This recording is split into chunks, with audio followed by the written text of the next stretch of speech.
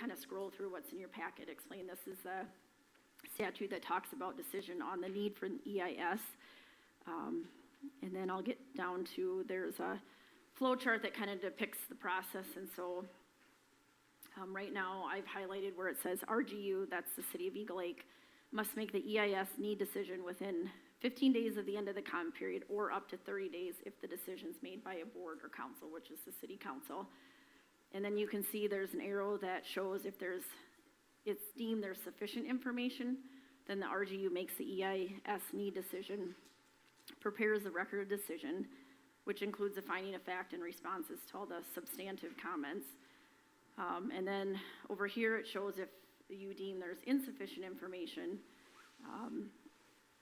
And then the next step with the RGU making a positive EIS declaration and including studies to gather missing information in the scope of the EIS. So that's something you might want to refer back to after you get the presentation from Bolton and Mink. And then in here, I just included the comments that were received, so I'm assuming you've all had a chance to read through those. There's a number of them from agencies and also from citizens. And with that, I can, just going through here, some of those drawings that are not in color, but as I mentioned before, I did send that out to the council following the close of the public comment period, so you should have received the color copy. So I apologize, the one in the packet's not color.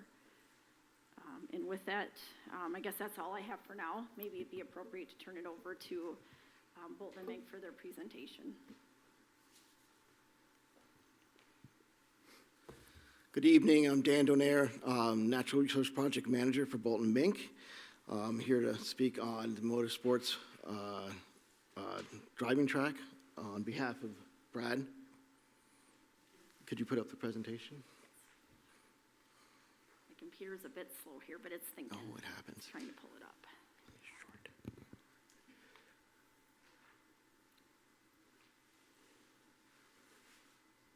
So if you recall, we submitted an EAW. We had received comments back from the DNR several months ago and resubmitted a supplemental EAW, and that's what we're here to speak about today. A letter was recently received from the DNR with more comments. We're going to go over some of those and answer some of your questions. The Court of Appeals gave us basically 4 bullet points. We feel that we've addressed all of them. The city lacks substantial evidence to support its determination that the project has no potential or significant effect on wildlife as a whole. The record contains no evidence about the project's effect on wildlife because there's no attempt to identify, survey, or catalog the wildlife in the area. Through the letter that was recently received, there were more comments concerning waterfowl. I think that is their basic concern. We're going to go into this a little bit later, but we've done a bunch of research in the past few days and found that waterfowl aren't really affected by urban noise. And we'll talk about that in a little bit. The DNR has designated this lake as a wildlife lake. It is protected. In fact, it would be damaged by the proposed project, which would generate noise, heavy vehicular traffic, automobile exhaust fumes, and creation of a turf lawn. On point number 1 there, or the generate noise, we have done noise studies, and we've shown that the driving track does not increase noise to levels that would disturb waterfowl or other animals in the area. That is in the AW and the supplemental. Heavy vehicular traffic, it is along Highway 14. We are not increasing that vehicular traffic, the heavy vehicular traffic that's on 14. That's actually been more increased by the industries that are going on the east side of Mankato than what we're doing. Automobile exhaust fumes, we did a substantial GHG study, and that's presented in the supplemental EAW. And of note, that was not discussed in the most recent DNR letter, so we're figuring that they're fine with our findings.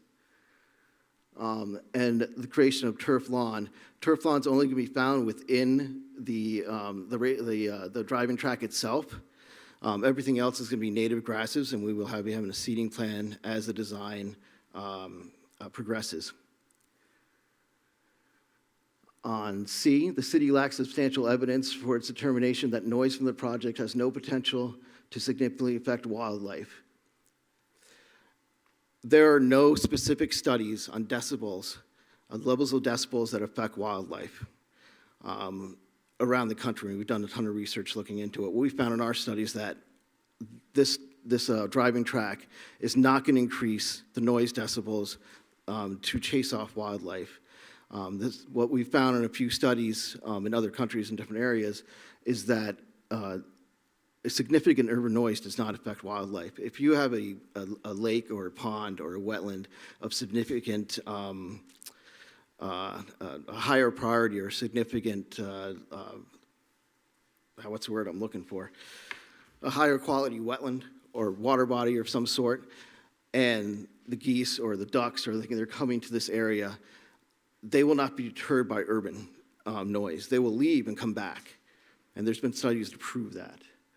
So we don't feel that the noise being created by this project will have any significant deterrence on wildlife in the area.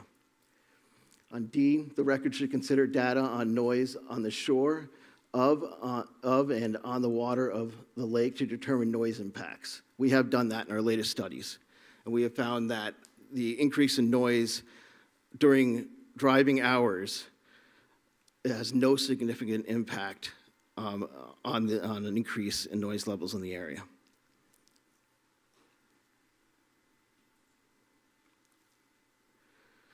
So one of the things that the DNR has been asking for is an in-depth wildlife study. We've looked into this.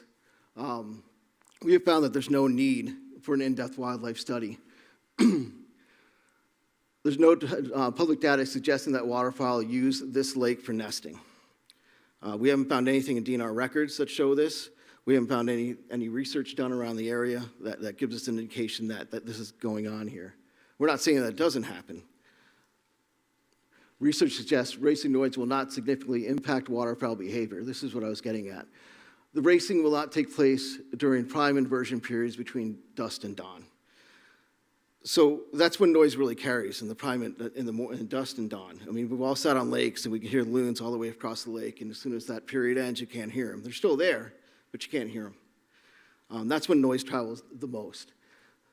Any activity on this track is going to take outside of the dusk and dawn hours. It's going to be during the day when noise doesn't travel.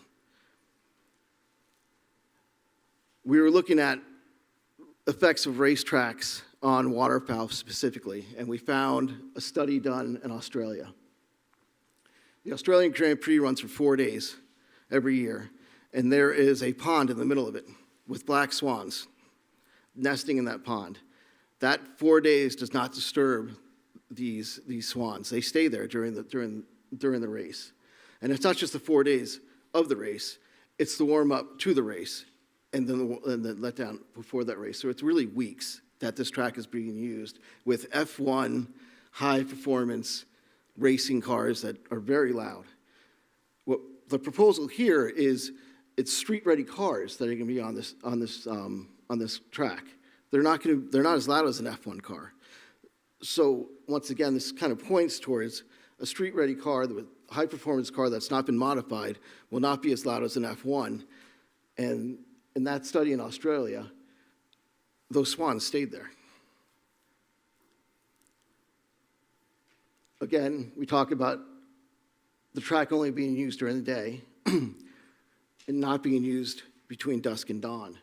And this is important for waterfowl because waterfowl behavior is they come out in the open water in the evening, at night, and in the early morning hours because their predators aren't around, hawks and things like that. And so they're doing their feeding, loafing, and breeding at those times.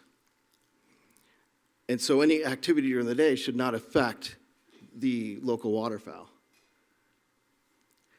The current habitat quality isn't significantly suitable for potential sensitive species because of the dominant plant community, which is cattails. This, I call it a wetland because it's a shallow lake, is dominated by cattail species, both hybrid and native. That does not give a high, it's not a high quality food source for waterfowl. It's not a high quality nesting area for waterfowl. There's no specific shore on this lake. It is ringed by canary grass and cattails. So there's no opening for nesting in the area. And even if it was a high-quality wetland, like I said before, they would come back to it because that's their breeding, that's their spawning area. And there's been studies that show that. You interrupt things, they come back. It's like hunting. You go out and hunt Swan Lake, they're all going to leave, but they're going to come back in the evening. That goes on to this. Hunting season is already known disturbance in the area. This lake is open for hunting. I don't know how much hunting goes on it. But that's from September to the end of December. So these are reasons we don't feel that an in-depth wildlife survey is important because there's no reason for it. It's not a high-quality lake. We're not seeing increased noise levels to maybe, we're putting an F1 racetrack next to it, or we're putting an industrial area where there's going to be 18-wheel trucks coming in and out and noise pollution and GHG pollution to that extent like you would maybe in the 3rd Avenue area of Mankato. This is the noise study we did. I'm not a noise guy, so I'm going to mumble through it here a little bit. We had receptors out in the lake and along the shore on the east side, and then as requested by the DNR, we put 2 receptors along the highway there. And what we found in the next slide is that there's no increased, like a high decibel increase that would deter the wildlife.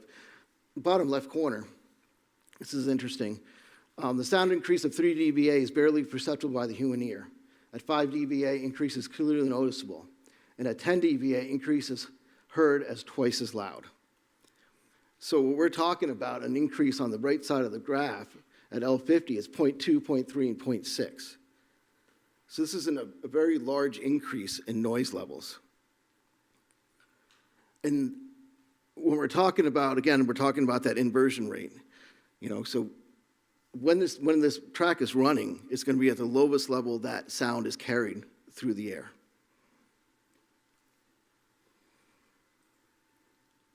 So there were several more comments at the end of the latest letter from the DNR. Modeling does not culminate the effect of noise. We weren't able to do that. And even if we did, it wouldn't really tell the story because, like, once again, the temperature or the inversion factor.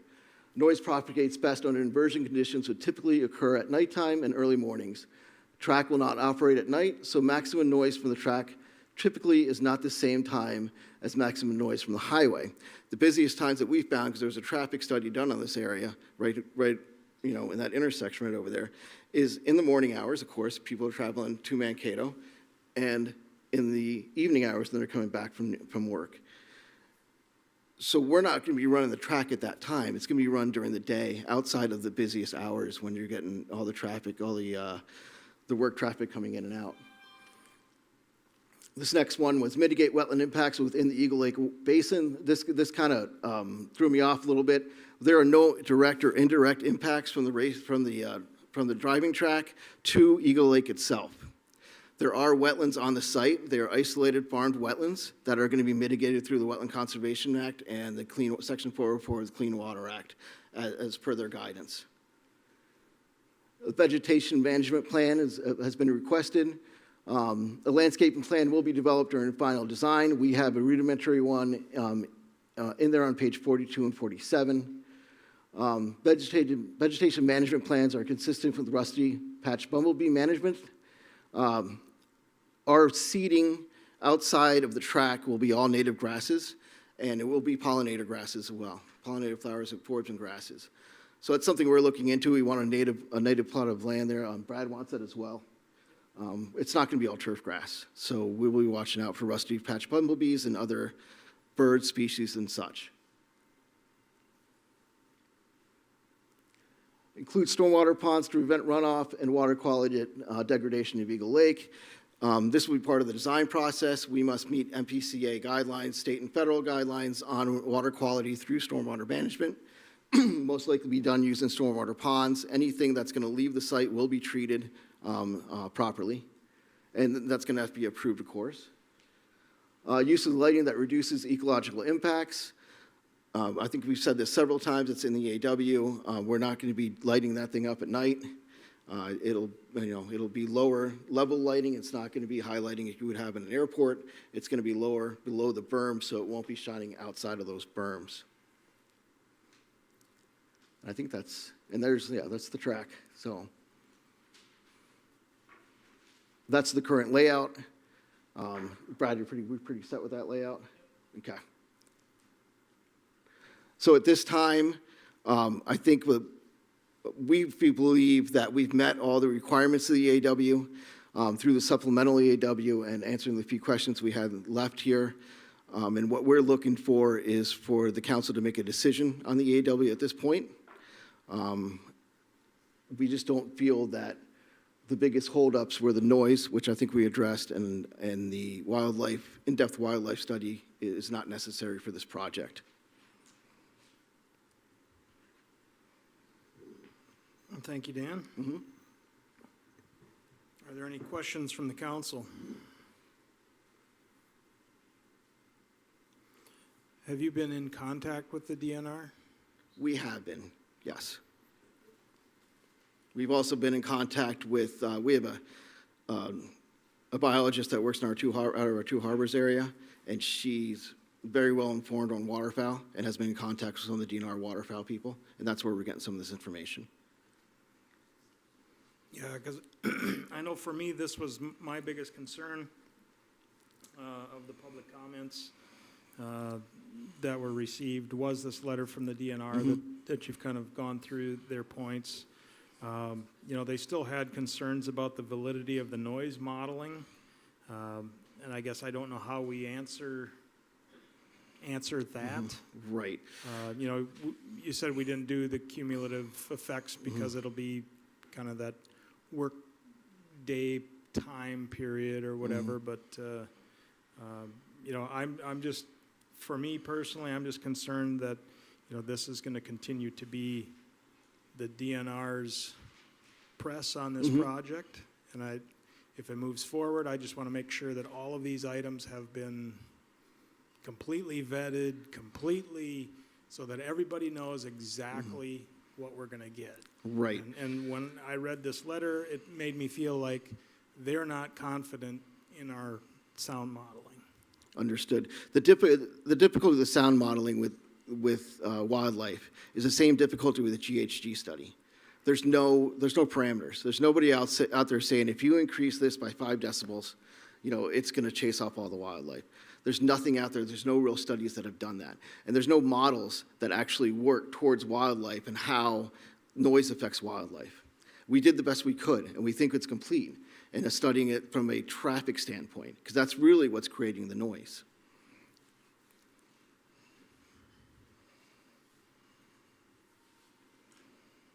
So there's no, I guess I'm curious about what you said regarding that there's no specific studies on sound affecting wildlife. Because I'm curious, because noise pollution makes it difficult for animals to use sound for navigation. Animals use those kind of things, sonar, and noise can affect a lot of those animals. So I'm just, coming back off of what Mayor Tim said, I can't imagine that there's no studies out there about that. There's one in the works. A woman who used to work at the Minnesota DNR up north is now living in Tennessee, and she just wrote an article. We've been in contact with her about noise, pollution, and wildlife. I think, can you speak to that better than I can? No, that's all I know. Okay. So we're talking to Bailey, who works for me on the way in, and the understanding is that they really looked at how noise affects migrating birds and wildlife in Tennessee, and they found that there was no indication that it would move the wildlife away from their home habitat or their migrating cycles. It hasn't been published yet, so we don't have access to it, so we can't really speak specifically to it. We don't know when it's going to be published, but it's in the process of being published.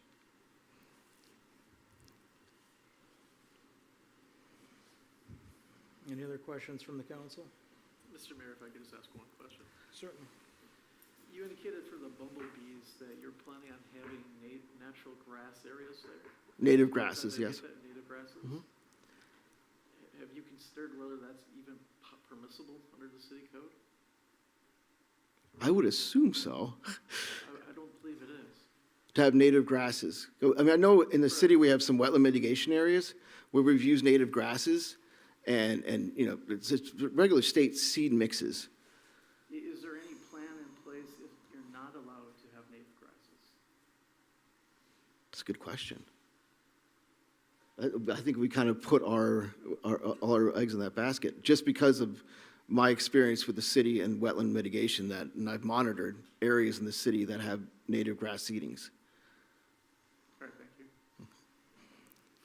And council, I'm not indicating any way for the council to take a look at this or not, but that is a concern that I have, is I don't find in your city code that we've allowed native grasses in the past. We've discussed it, you know, North Mankato went through that issue last year. Mankato just allowed native grasses. This is something you probably have to take a look at, but I'm not seeing in your code that we currently allow it. Right. Yeah, I think that would have to be something that is addressed then moving forward. I mean, if again, ecologically sensitive area, I think that would be, you know, we don't want turf grass out there through the whole project, so, you know, but how to then modify the code for one particular parcel. I don't think we're modifying the code for a particular project, but it is something the council needs to take a look at in projects going forward. As we get larger subdivisions regarding housing coming in, you know, there's going to be some projects that you're going to be looking at with park land that may be appropriate to have native prairie Sure. grass areas. I don't know that that's really being addressed right now, so it's a larger topic. It's just in regards to your decision here today, I want to make sure you have everything in front of you and aren't surprised when I Right. do leave later on. Well, and from the rest of the process that we've completed in the past, I guess I was taken aback that we didn't have a written response to all of the comments.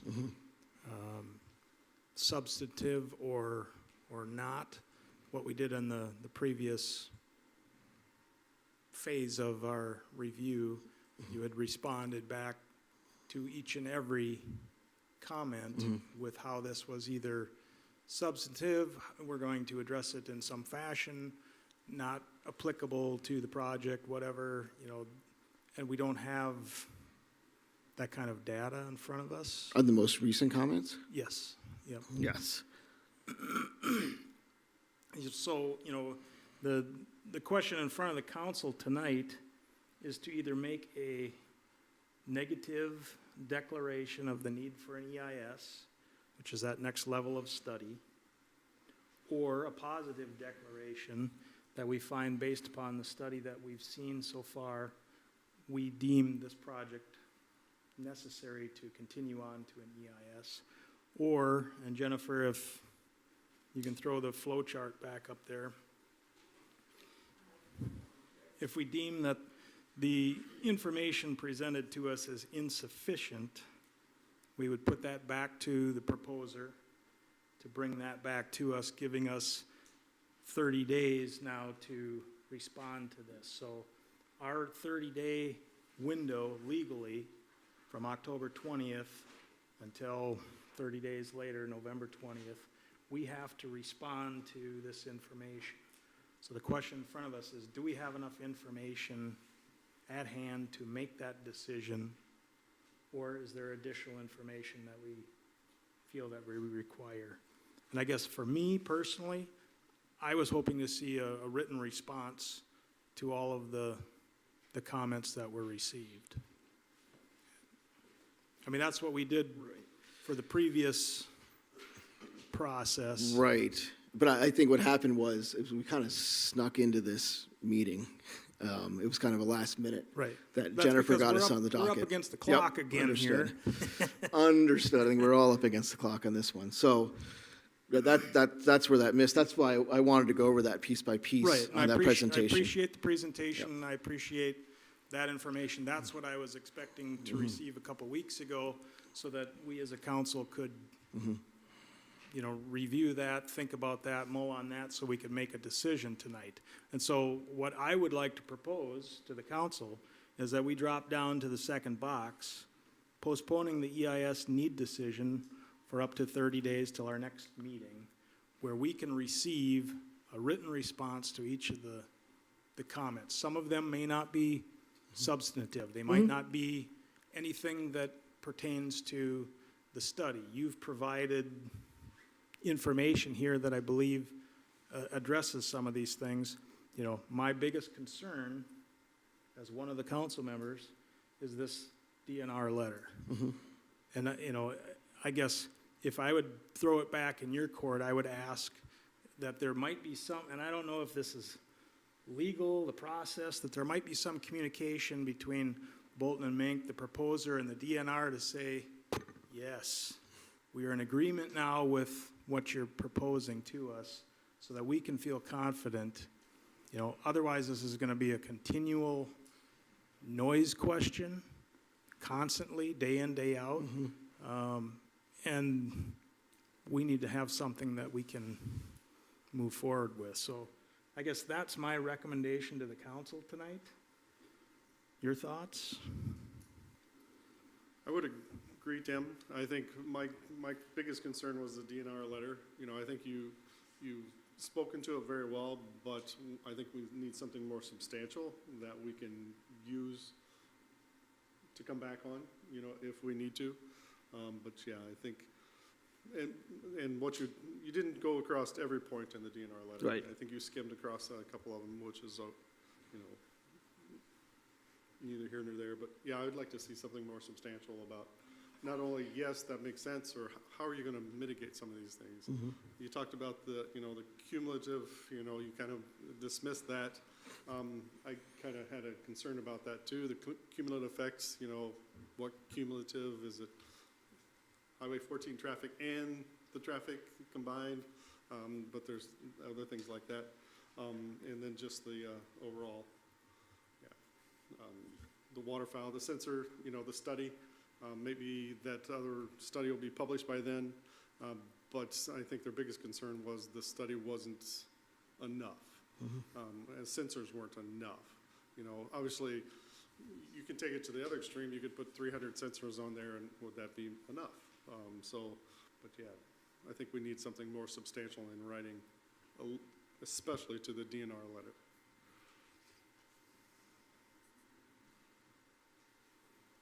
I think that's right. I mean, I have a whole host, and I think that's where I was assuming this was going to go longer, and maybe it's questions that your team has to answer as far as looking through the comments. I mean, the residents and concerned citizens took time to submit the letters. So, I mean, for me, I wouldn't be doing due diligence if I didn't make sure that their questions were being addressed. From the National Heritage letter that's expired, is there a new one? Or that should be omitted from the whole piece.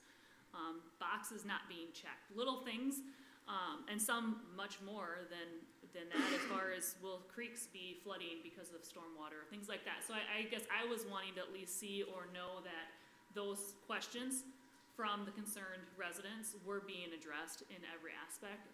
Otherwise, it's hard for me to sit back here and vote yes or no without being the voice to the residents and having them feel good or be opposed to it, either way. So I would like to see some of those questions and concerns answered a little bit more in depth to know that, yes, it is. And I might have missed the email, but the one question I had too that was asked was the Steffensmeyer project factored into this new revised? I know at the last meeting or 2 meetings ago, we asked specifically to have that part factored in. I'm not sure if I've even gotten a map. So your map was, maybe you did distribute a new map, but what I have for my map of the project is pre-Steffensmeyer piece going in. So if you have that, can you send that out to us so I have the most current one? You do. Yep. It was just Mr. Steffensmeyer purchased it from Marine for the new Copperchecks. Yep. Copperchecks estate, so the layout hasn't changed, I believe. No, it has not changed. It's just his piece comes in. Yep. No, his piece was on there before. Yeah. Right, Right. right, that's what I'm saying, it's on the map you had up there, Right. but do we have a map with his parcel and his buildings in there? Cause at one of the meetings that was discussed, were those buildings, will they affect No, the sound, will they not? You know, again, the questions that are asked of residents on, that is a change in the project, does that change the whole, all these EAW questions and all these noise and all of the berms and as Mike pointed out, does the topography change how high the walls need to be? So I mean, those are all the questions that I got out of what I read and what citizens wrote, but I didn't feel that are answered tonight. So I guess that would be some of my comments on this.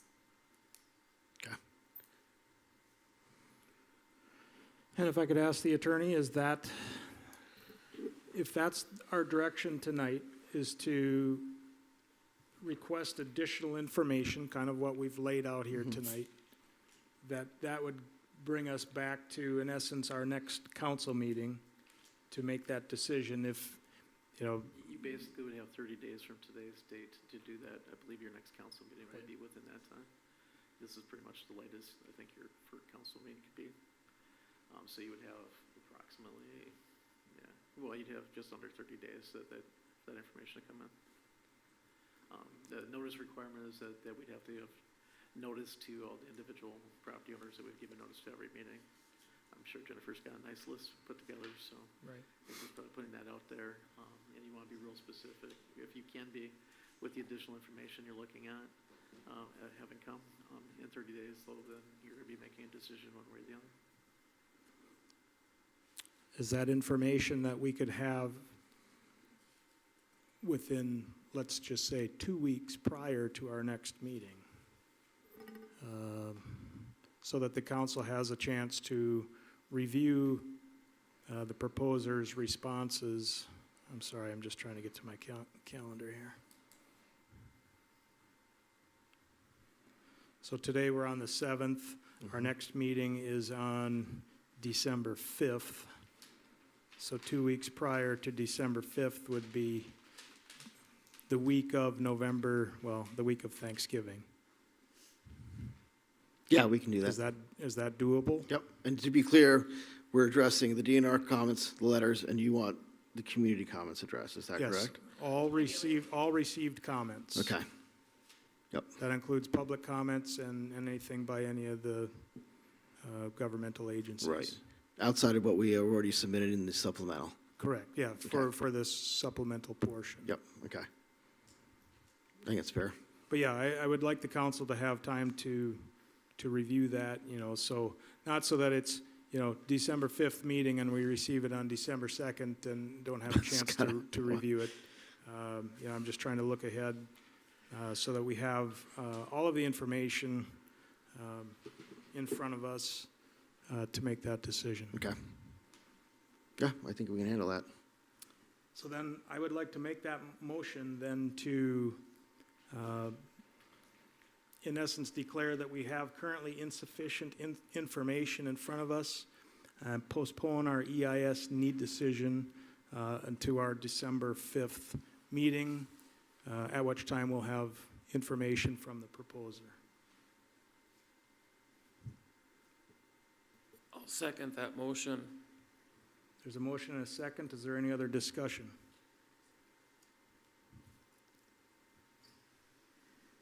All in favor say aye. Aye. Any opposed? That carries. All right. Thank you for your time. Yeah, thank you very much.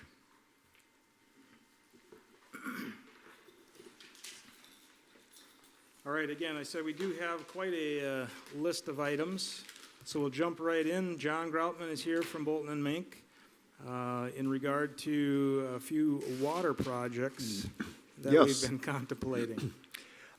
So in your packet, you should have the bid evaluation for the main lift station SCADA improvements, which also includes the SCADA for the water treatment plant and the water tower.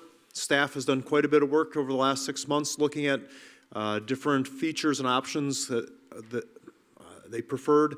The water system had issues last winter with their communications, which resulted in some manual and weekend operations of that of that. More recently, the lift station had a very acute failure with the control panel dying, which required temporary manual operation till a temporary unit could be installed, which the city is still running on. So the quotes that you're seeing are full replacement of all the electrical panels, and more importantly, the control panels and the operator interface, which is the brains of the system that tells pumps when to turn on and off, relays information, and relays alarms back to staff. So it's a full replacement. We did receive 2 bids on October 20th. One was from Minnesota Pump Works for $162,635. The other was from Automatic Systems Company. They had a tiered bid with a base bid of $148,678 with 2 add items, which those totaled a total bid of $183,073.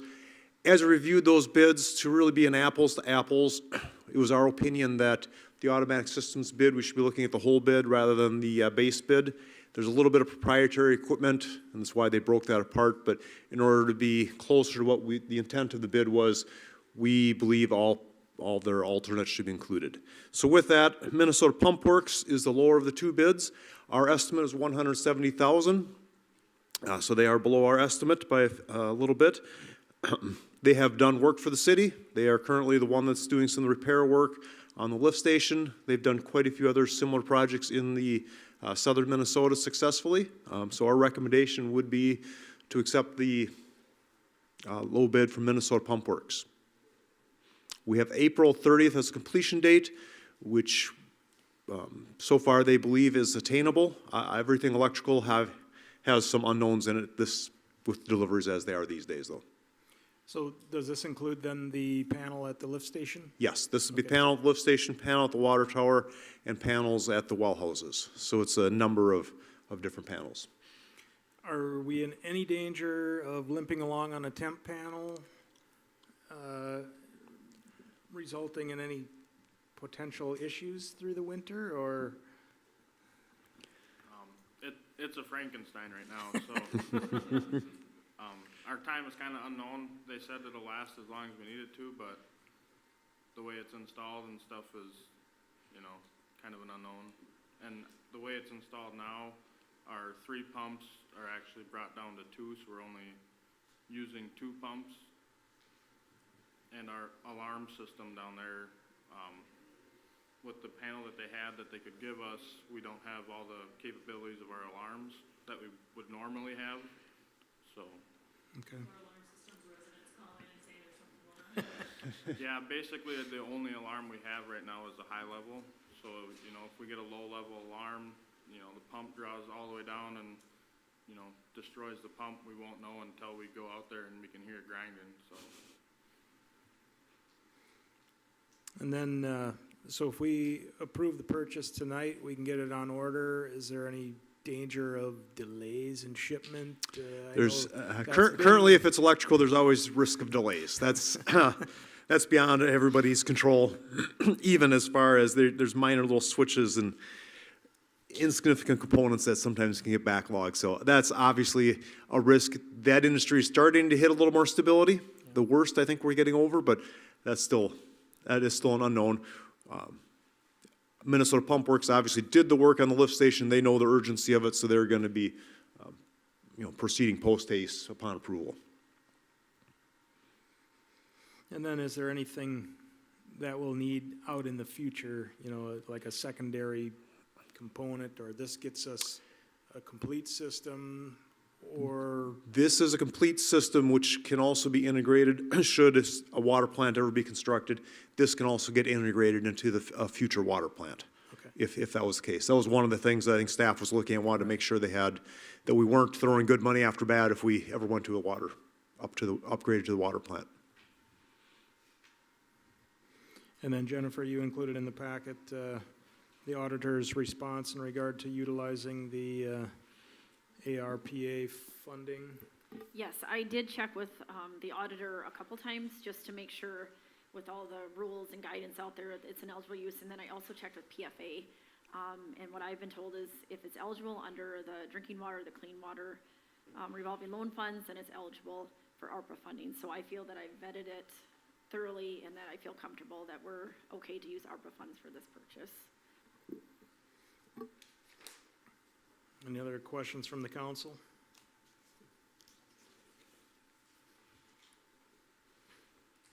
If not, I think this sounds like probably the best deal we're gonna get. Yep. I'd look for a motion to approve the bid from Minnesota Pump Works for $162,635 for the SCADA system and pump repairs, and utilizing the ARPA funds to pay for this expenditure. I'll make that motion.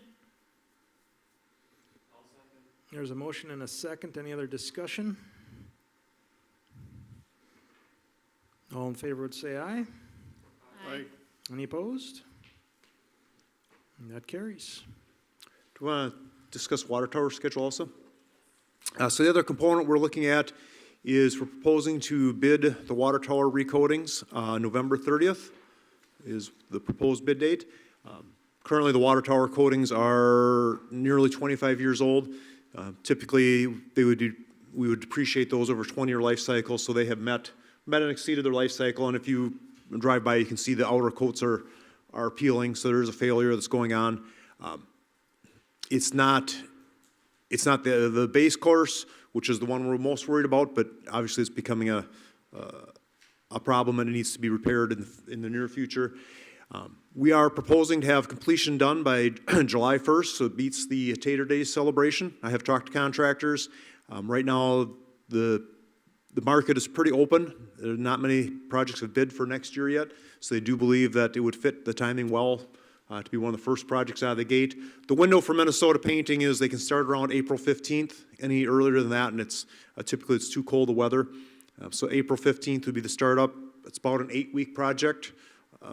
Given the spring weather that we typically are dealing with, they have some off days for wind and rain. So we'd anticipate it'd be about an 8-week project for that tower to be fully recoated. This would be both interior and exterior. John, do you want to also touch on, included are a couple of renderings that you guys as staff with Bolton Bank had put together based on some feedback Yes. from Andrew and I, and the reason why these are included was because as we understand it, it does have an impact on the bid specs and overall cost based on the number of colors you use, if that's correct. So our goal when we bid at towers, we want to have a general concept of what the owner is going to want for the final painting and rendering. Impacts that are how many colors you're looking to put on the tower. That impacts the bidding, and then just how complex a logo or the lettering would be. So with that, I think there's two that working Jennifer and Andrew looked at, brought for review and consideration. Similar to the bottom one is similar to what you currently have. Probably the bigger difference is a little bit darker color in the bottom, which you've been seeing with a lot of towers in the area probably lately. That tends to camouflage the mildew that you can get otherwise. You're in farm country, and on a windy day, you're going to get dust up there, especially this last year, and that tends to grow mildew. So you can have a brand new paint, and a couple of years later, you have some pretty unsightly black streaks around it. So people have been going with the darker color on the bottom to try and camouflage that. So we have the two renderings. Essentially, just mostly a little bit difference in font and a little bit difference in an Eagle logo. And it doesn't have to be decided tonight, because this can get thrown at you. But my opinion is both are similar enough that it's not going to be a big cost difference. So if there's a desire, we could put them both in the bid and have a selection prior to start of construction. Does the darker color seem to fade quicker or show, I mean, I know it hides the mildew, but does it do the reverse and show that part? Yep, so that's a great question. That's part of the reason why you didn't see that historically, is because the dark colors faded really bad. They've now improved those coatings so the dark colors are generally color locked much better and nearly completely fade resistant and also chalk resistant. That's the other thing you'll see is that the paints get that chalk film on them. They are now a much shinier, better epoxy, and they've overcome those two problems. So that is why you're seeing the different colors. Great question. Is the mildew typically confined to a particular area on the tower, like the bottom of the bowl? It's the or- bottom of the bowl. The top, the sunlight tends to hit that and that dries. And obviously, as when you get the condensation, it runs to the bottom, that's shadowed. So the bottom where there's more shadow when you're thinking of the sun up high in the sky stays wet longer in the morning, and that's usually where the mildew grows. I mean, so if you minimize the dark paint to just the underside of the bulb itself, would that? You could have a light colored stem and just have the, you know, the top of the Gulf tea or the vase being dark. People have done that too, so there's a number of different ways that you can, So we could get the quote and then fine tune the look. Yes. As long as we're in a 2-color, 3-color, something like that. exactly. That's kind of the, where we're looking, and not getting really elaborate on logos or lettering. Within range, what we're showing you should have no impact. I personally, think that the water tower's design as it is now looks pretty nice. I know that the font is nice, that's up there. It's not just a boilerplate Times New Roman like that's up there, you know, it has a little bit, I don't know, I'm not saying that's Times New Roman, but it looks very generic. But the font that's on the actual water tower right now is more of a sketch hand, and I think that looks really nice. And the other thing I also think is with that Eagle logo on the original water tower, that's on a lot of the other city branded equipment, snowplows and stuff like that. But again, I do think that, you know, the way that the water tower is painted right now is a nice, it doesn't look bad. So I know it needs to be repainted, but repainted in the same way that it is. If that's a possibility. You have, everything you want is a possibility. That's the discussion point right now. I know that, I was driving through Lake Crystal, and I think they repainted their water tower recently. Yes. I saw that there's already some discoloration on that one. Yes. The mildew on the bottom you're Yeah. talking? Yes. Yeah. That's in the last 3 or 4 Couple years that years, that was painted. That's a little bit of a lighter blue, Yep. and that did, It's all one color, I think, yes, right? solid, Yep. monotone Yep, with a lighter blue. okay. What color is the mildew? Black? Mildew tends to just be a black stain. Let's paint it black. As I say, is there a warranty to, like, I'm assuming not, that once it's up after a year, it's all on us to, For mildew, there's no warranty, yeah. because unfortunately, that's outside the painter's control. There's mildew-resistant paints, which we haven't found much success with.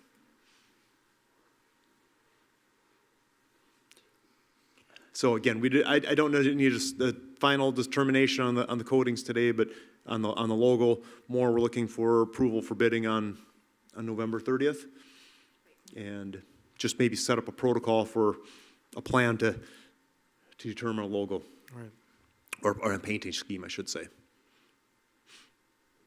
Well, if we changed the eagle on there, I think the public would certainly want to have input on, you know, so I'm kind of more inclined to stick with the logo that's there, and as you said, if we have that on other branded pieces, it's probably the best, you know, so you've got kind of option 2 in the packet,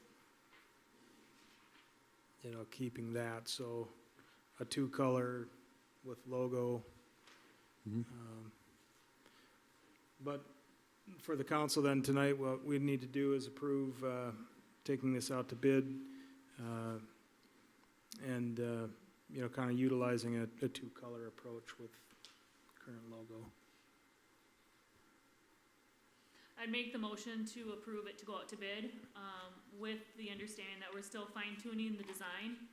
So I think we can have options, or at least if we are gonna change it, maybe get the community involved or something. But I'd make the motion to at least get the bidding process started with the visuals that they have provided. All right, and we have a motion and a second. Any other discussion? All in favor would say aye. Aye. Are there any opposed? That carries. Thank you very much. All right, we've got Chris Talamantes here with the MAPO to give us a little presentation on the pedestrian connectivity study, which was recently completed. Thank you very much, Mayor, council members, city staff. I'm Chris Talamantes with the Metropolitan Planning Organization. Just stepping into my new role with it, but doing well so far, I feel.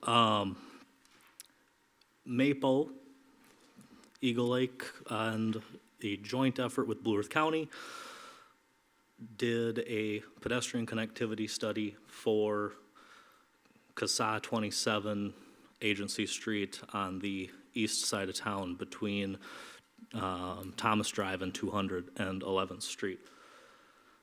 And there's a map of it, taking a look at some of the project goals.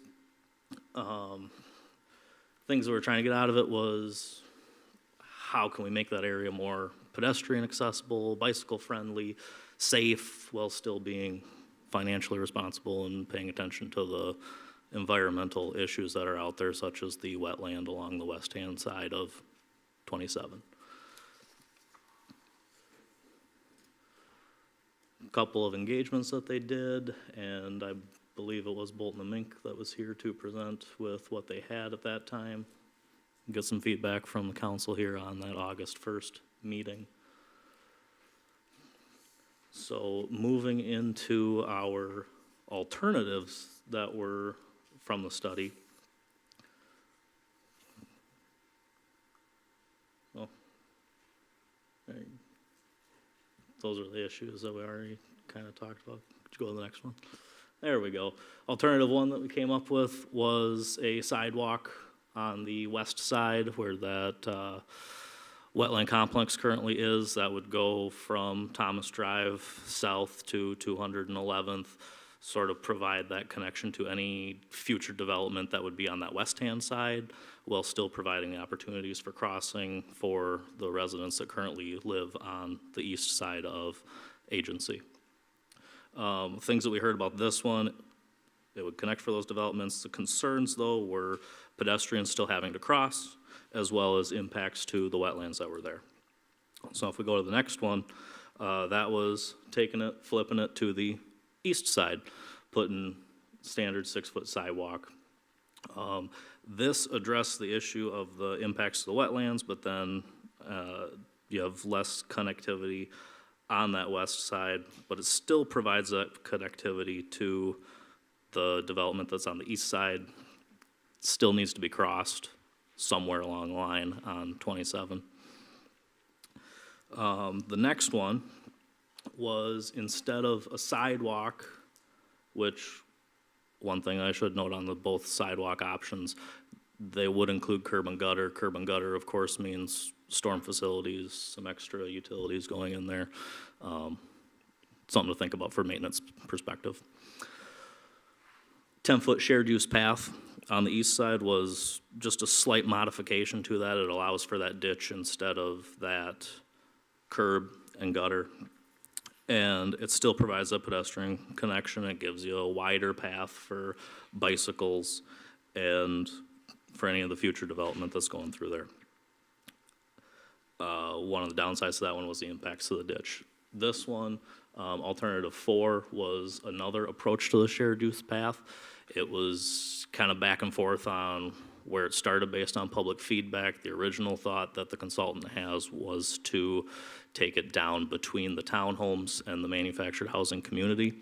The problems with that were, of course, right-of-way acquisitions, setback, you got lighting issues. One thing that came up and ended up with this alternative was to, instead of going between those two housing developments, to take it around to the east side of the townhomes. Same sort of issues with lighting for people to feel comfortable, but that was the alternative that they came up with. So the recommendation, we can go to the next one, because I just went over all that, but the pictures were bigger on the other slides, so I thought I'd save you that reading. The recommended alternative was alternative 3, that shared use path on the east side, because of the reasons stated, provides that wider area for both bikes and pedestrians. It provides a connection. It sets it up nicely for any future development that would be coming in that area, while also avoiding any potential impacts to wetlands. There was some further discussion with the project management team members for some type of RRFB or reflective crossing at that agency in Thomas for when future development comes through, to have it set up when you have kids or pedestrians, whoever trying to cross, to have that additional warning in advance to let people know, because it is still a county highway. Can you, for the council and the public that are here, can you, what that RRFD is, what that acronym stands for, I and have what you trouble- actually see?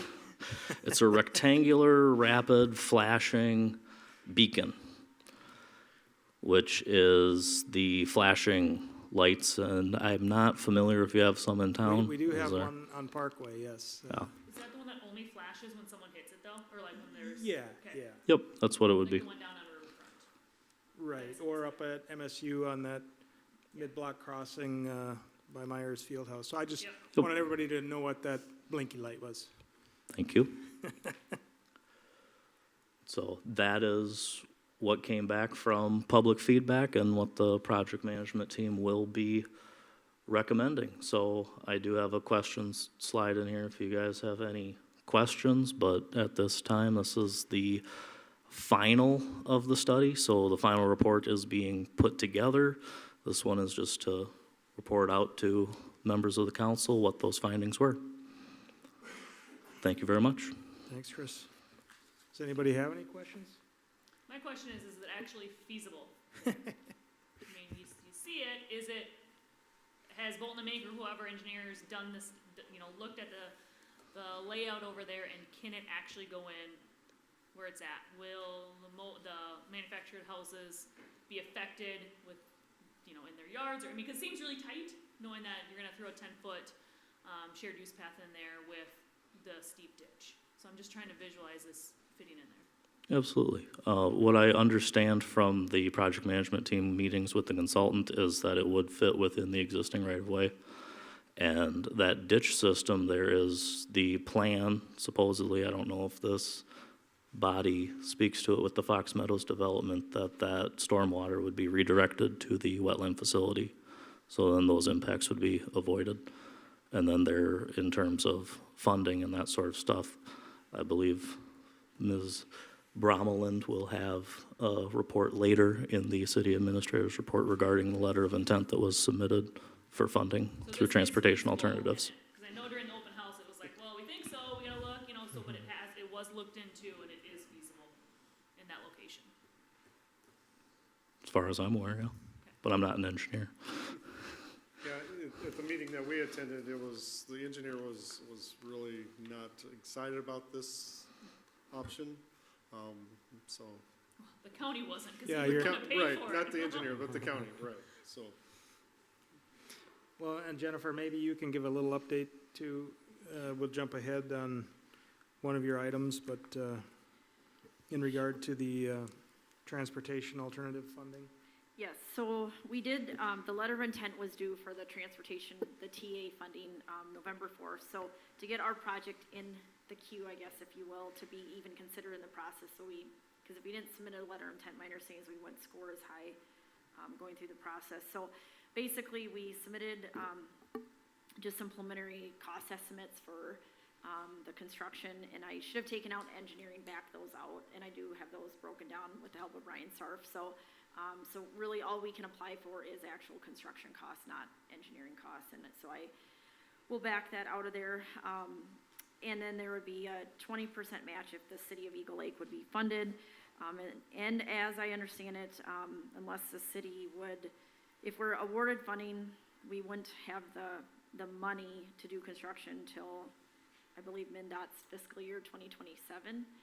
Unless I suppose maybe there's an option that the city could front the cost and get reimbursed. But so basically, in talking with Brian Sarf, the city engineer, we talked about trying to kind of look at the economies of scale and looking at our other needs in the area. So in addition just to this 10-foot shared use path segment, We also looked at, well, what about in front of where there's the proposed housing development on the east side of Agency Street from Thomas to Blaze, so that would be a sidewalk segment.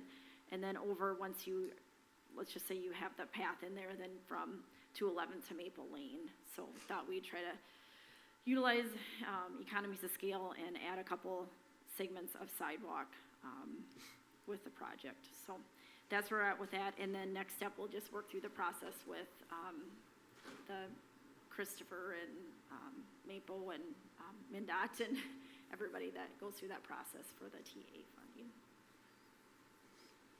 Yeah, I think this is, actually pretty exciting, that Eagle Lake went through the process. This was our first ever Maple requested study. And it was completed, and we're already moving into, the funding portion, trying to make it a reality. So, the process works.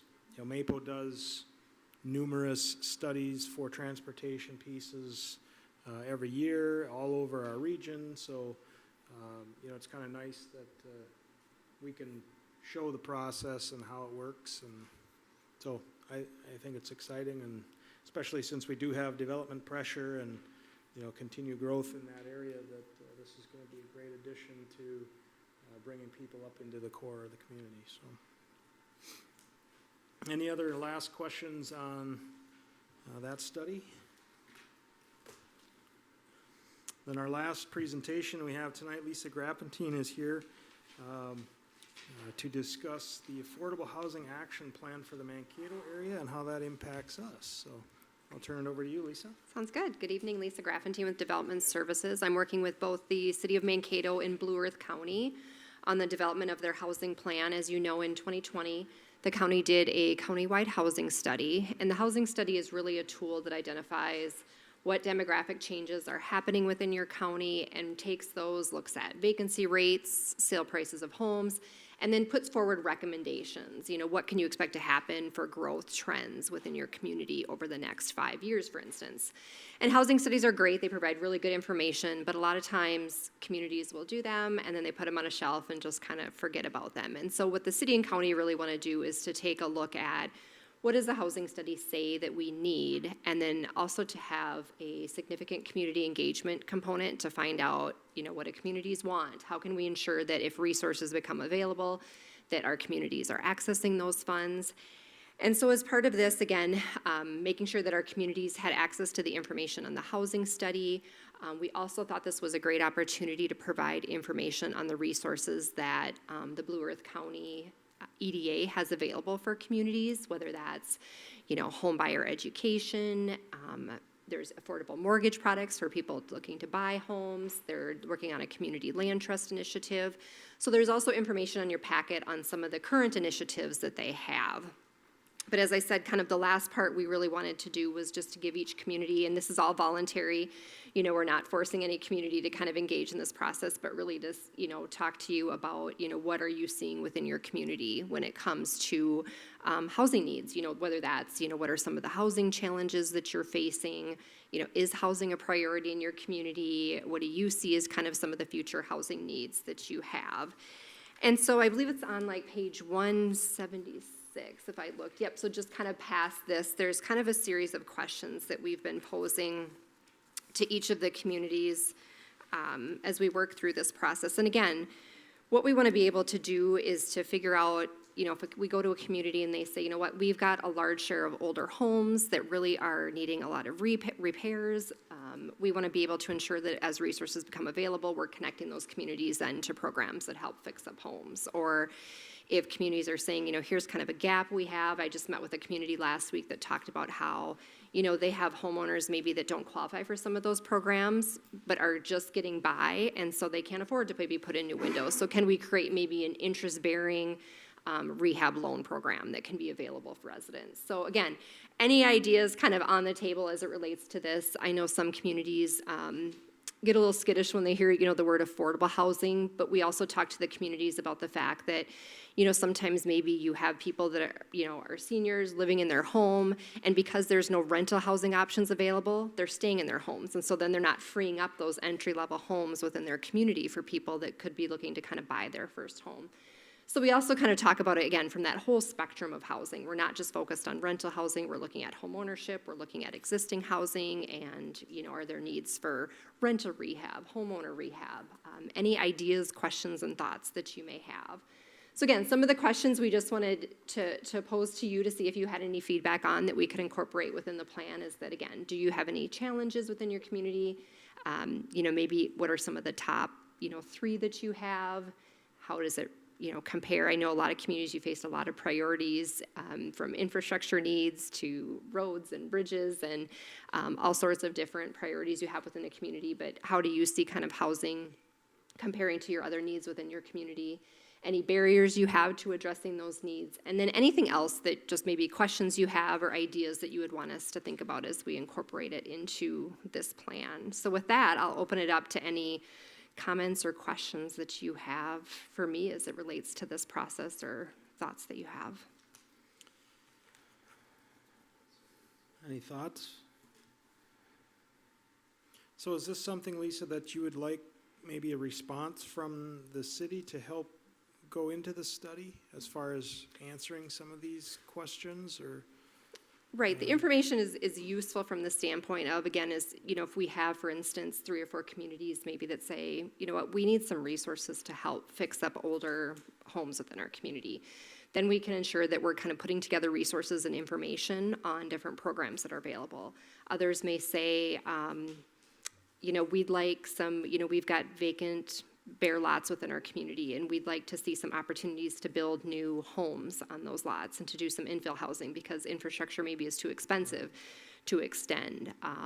It can be rental housing. Is there a need for more rental housing within your community or other home ownership opportunities? So it could be all the above. We have utilized the Small Cities Development Grant funds in the past. I mean, it's probably been 10 or 12 years or so since the last grant round, and I think at some point we did a survey in the meantime to see if there was additional interest, and I don't think we scored at the high enough level to pursue that. I mean, that's something that we could do another survey to see if there's, interest, and so I know a lot of community members participated and were benefited by, that grant program. I think it focuses more or less on building envelope items, roof, windows, furnace repairs, and so that happened in a lot of the older homes in town. I guess from my perspective, our housing challenges, obviously, we have lots of housing kind of in process. We got a little short on our bare lots, but now with some additional development coming, that's moving forward. I think one of the bigger challenges that we have now is, again, truly that affordable housing. Nobody's building that starter home market. So however, we've got lots of, I don't know what you call it, step-up homes. Or the We've got market lots rate. of those, Mhm. but from my perspective, I think it's that starter home, and I think you're probably going to see that in about every community there is, that, just with the costs. And then we don't, have an assisted living or some sort of a, place where people that maybe need some services can remain in the community. We've got to go to other communities, and I've heard that, on occasion, that somebody says, I wish I could have stayed in Eagle Lake, but I had to move to Mankato or, another community. I guess those are the items that would pop up in my mind. And so I've heard, especially with the Fox Meadow development, a lot of people that have, I shouldn't say a lot, but a handful of people that especially live in some of those older housing in Eagle Lake, whether it's the north side, Blaze, some of those areas have great starter homes, but they want a slab on grade, and we don't have that, or that senior community type living they wanna stay, so they just essentially stay until they're gone in their house and then it's sold off. But I have heard too on and Anthony, you could probably talk more to it from a real estate aspect, but the older houses, and then it's almost cheaper to build a new one than to upgrade the roof and the furnace and the windows and everything else on some of these houses that are so far gone. So if we can get resources for some of those houses that qualify for it, I think that'd be huge for upgrading to future resale of it.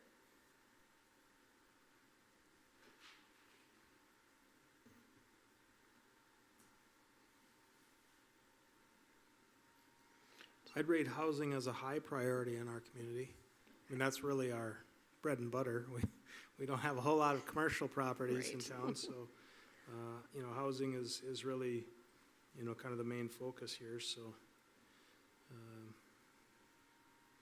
don't know if anyone can think of any barriers, you know, again, Beth, as you mentioned, you know, just if we looked at how to help people out to do some of those major repairs. Maybe our mobile home park could be a focus. I know, you know, we've got old business here, there's some demolition of old abandoned units. So we're gonna have a mobile home park that's gonna have 40% vacant lots. I'm just throwing that number out there, I'm not sure of the total, but, you know, it's a struggle to bring in new enough stock and you know, so I think that could certainly be a total redevelopment, rehab of the whole park. You know, that would be beneficial to everyone. Quick question on that. I know in some parks that I've worked with, that as they take units out, they can't put them exactly back into the same spot because of current zoning regulations. They were grandfathered in as is, but then as the homes are taken out, they weren't able to put them back in. Sure. Do you have some of that challenges as well? There'll be fewer that'll be allowed kind of back in based on current zoning as homes are removed? I guess I'm not sure Maybe. as far as the size of the homes. I mean, we limited on age, but they're probably bigger units now. I guess I don't know that. There would be a number of lots in some of the older sections that are probably a little bit small for constructions of current houses in the current market. There are some smaller houses that are being built. I know North Mankato is looking at some of that, so that may not be as much of a concern as it was 10 years ago. But the setbacks have changed somewhat. Eagle Lake historically has always required larger lots than surrounding communities. You know, I think some of the this is more 70s, 80s. specifically for the Regency Mobile Home Park. Yeah, the mobile home park, if we were to convert to other use, would be a problem, but. Oh, yeah, We yeah. don't see that being an issue at this point. Does that answer your question, Mr. Merrick?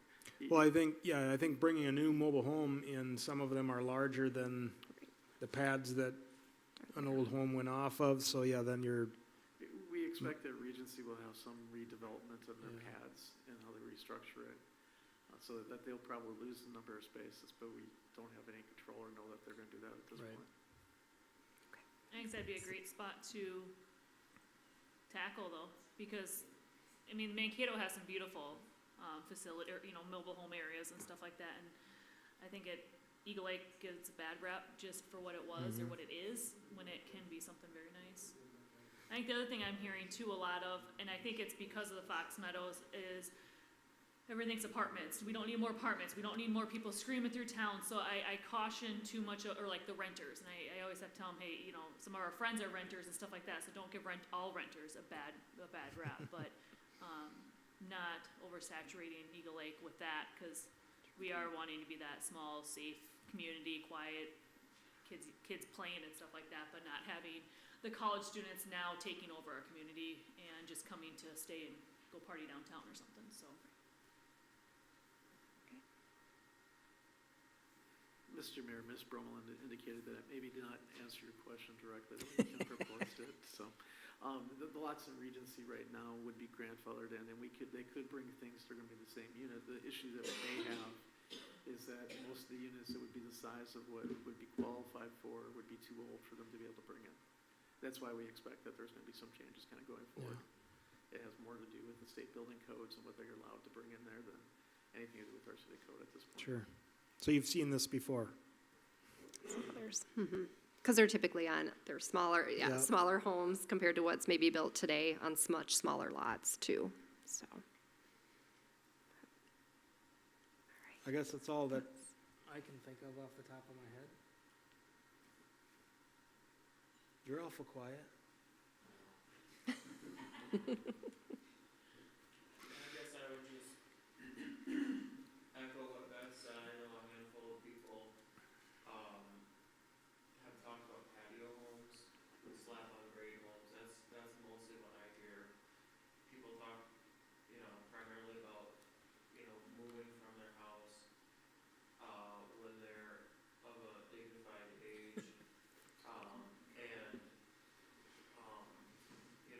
need to have mobility. And what age that might be, some people might wanna have that at 50 or 40 or 70 or even 90. But just something that will be accessible. I think it'd be helpful with them having funding, whether it's the homeowner or the new buyers not having to pay for furnace, roof, windows, all of that. I think that will help move people quicker than what we're currently sitting at. Yeah, I'd echo like what everybody has said. There's some transitional housing, needs that Tim talked about. Starter homes, getting younger families in.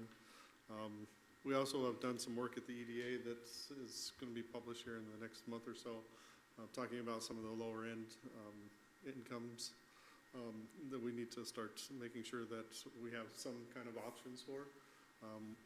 Lower.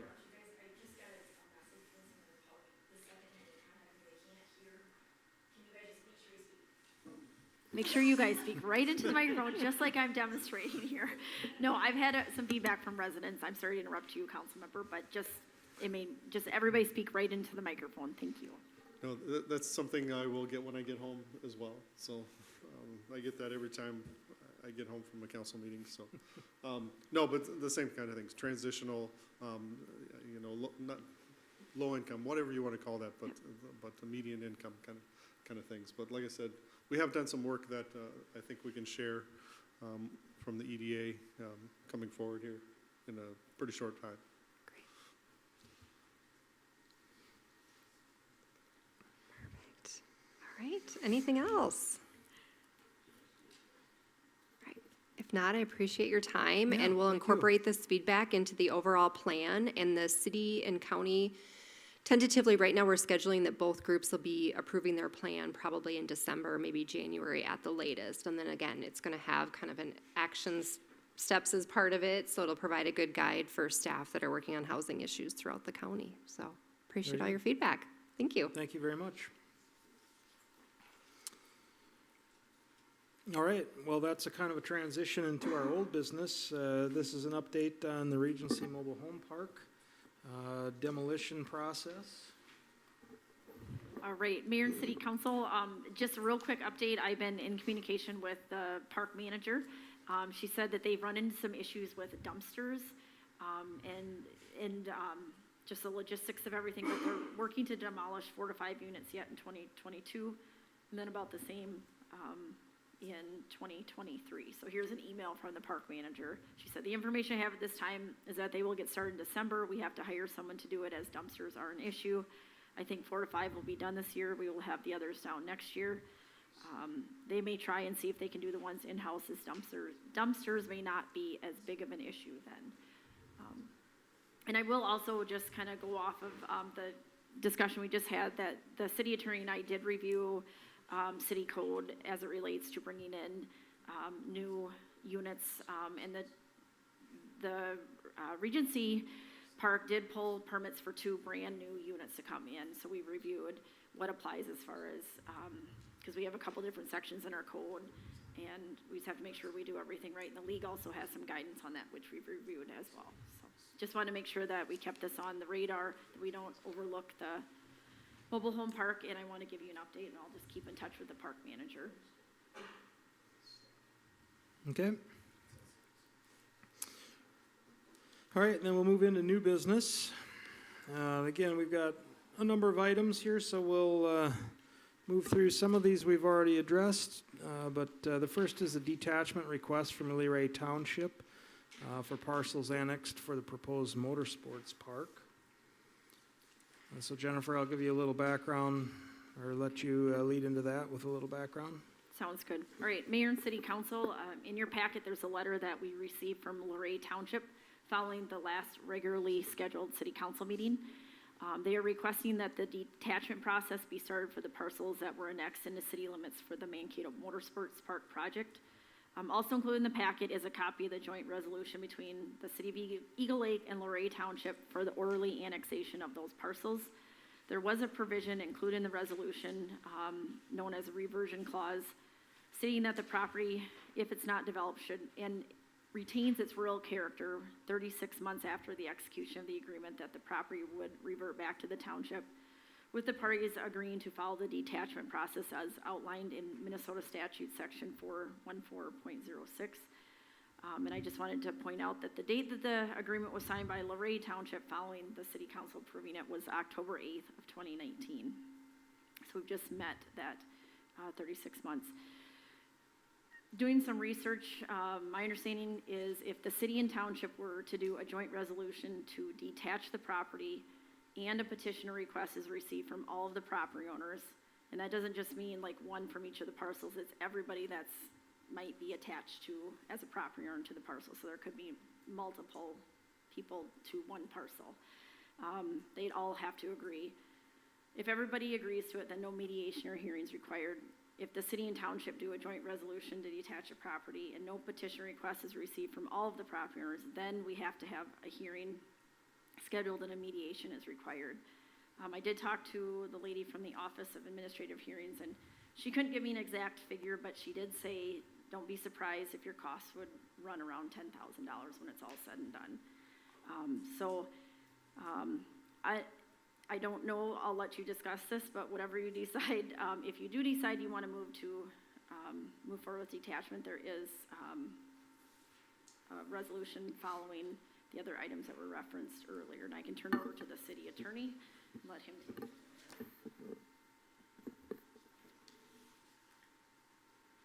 Basically, I think Jennifer's done a good job of kind of giving you a synopsis. I can't hear you. She's done a good job of giving you a synopsis of what's happening here in regards to the detachment. My recommendation probably is that this get tabled until after your next meeting. We still are looking at the stuff on the EIS. And your decision on that project will probably determine to a large degree whether or not it's maintained its real character or has not. If we go forward or you indicate that you want to go forward with the detachment, everything would seem to indicate that we'll have to go through the mediation and then the hearing process, because I do not believe that all the property owners will be in agreement to having the property detached. What if if the city and the township put together the joint resolution, and then that basically has to go to the property owners, and they choose to yes or no, and that's where that mediation comes in? That's correct. All the property owners would have to join with a petition to the state for it to be detached. If they don't all join in, then we have to go through that process. And historically, the state's fairly reluctant to go forward with detachment processes if they think that the land is likely to be developed in some fashion, in the next 10, 15 years. So while the project is in process, it's probably likely not best Well, to the do project's anything with it? Right now, just because we had the other issue regarding the EIS, I think the council's really not in a position to make a declaration that the property is still real in character. Questions from the council?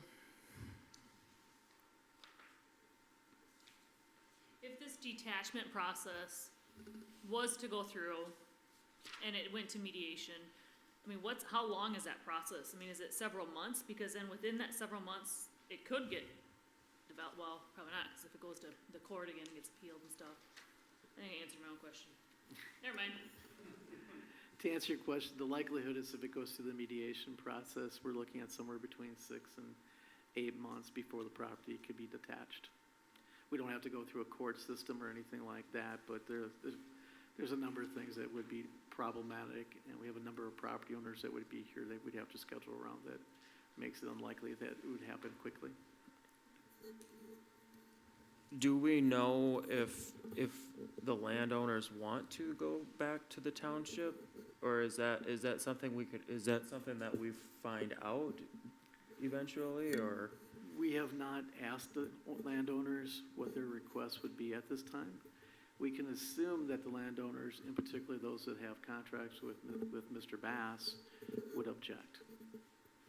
You know, if they, I mean, truly, if they were coming to us and saying that we don't want to be part of the city, I don't think the city would have any questions about what's happening here. But we heard a presentation tonight indicating that, you know, that they're at least at this time going forward with the project. You know, so I assume that they have, even though they may not own the property, that they have contracts in place that they would indicate that, you know, that they would be objecting for this going back to the township.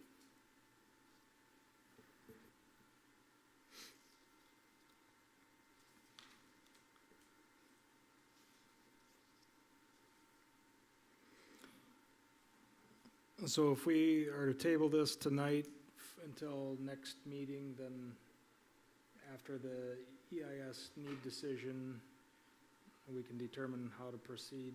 Then the council probably is in a better position This to determine direction. how you want to proceed, yes.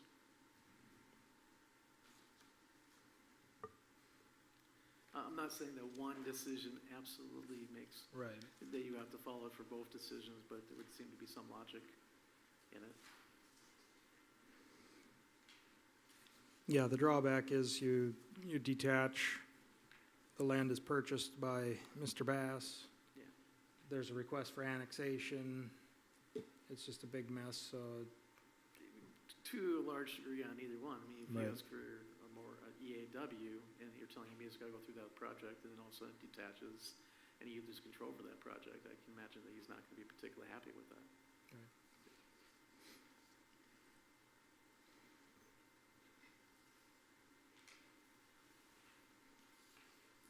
all right. Is there any action the council would like to take on this, or would anyone like to make a motion to table the detachment request? I'd make a motion to table it. I'll second. We have a motion and a second. Any discussion? I guess I would say tabled until next meeting. Next meeting. That would be a suggestion, Mr. Mayor, is you table it until you guys take action on it, so it would just go into old business the same way as Regency Sure. Court until the decision's made. Any other discussion? All in favor of the motion, say aye. Aye. Any opposed? And that carries. New business item number 2, excuse me. Pricing for water and sewer SCADA system, we've already addressed. Proposal to replace the main lift station pump.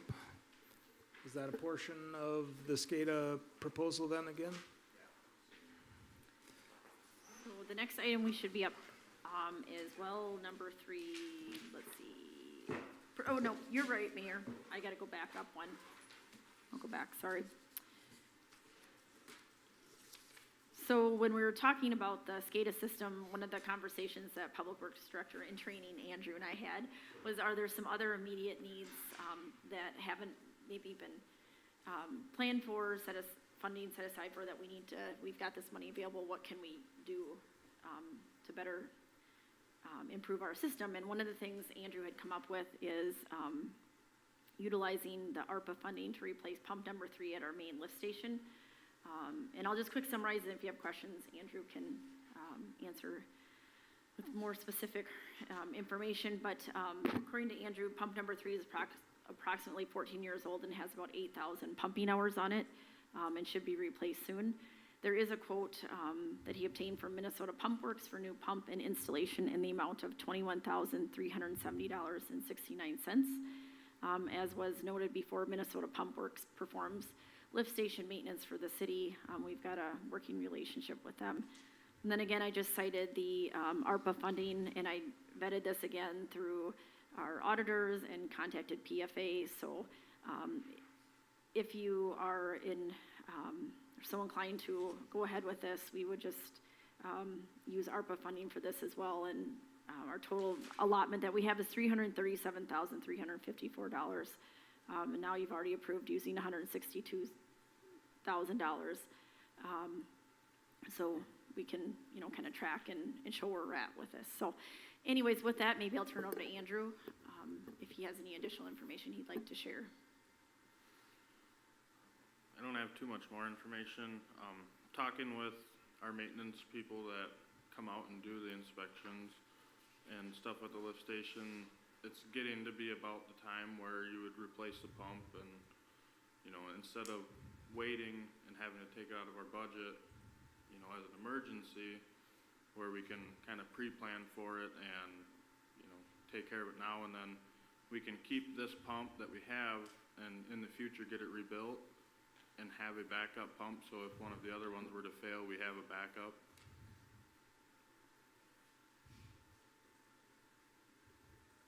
Andrew, what's the average life and pumping hours? Or what can be expected? So he said around 8 to 10,000 pumping hours is when they really need a full rehab on the pump. So we're being proactive instead of having to put a temporary something in there. Right, Like we're at right, now. instead of losing a pump and then having to, make up for it in the long end.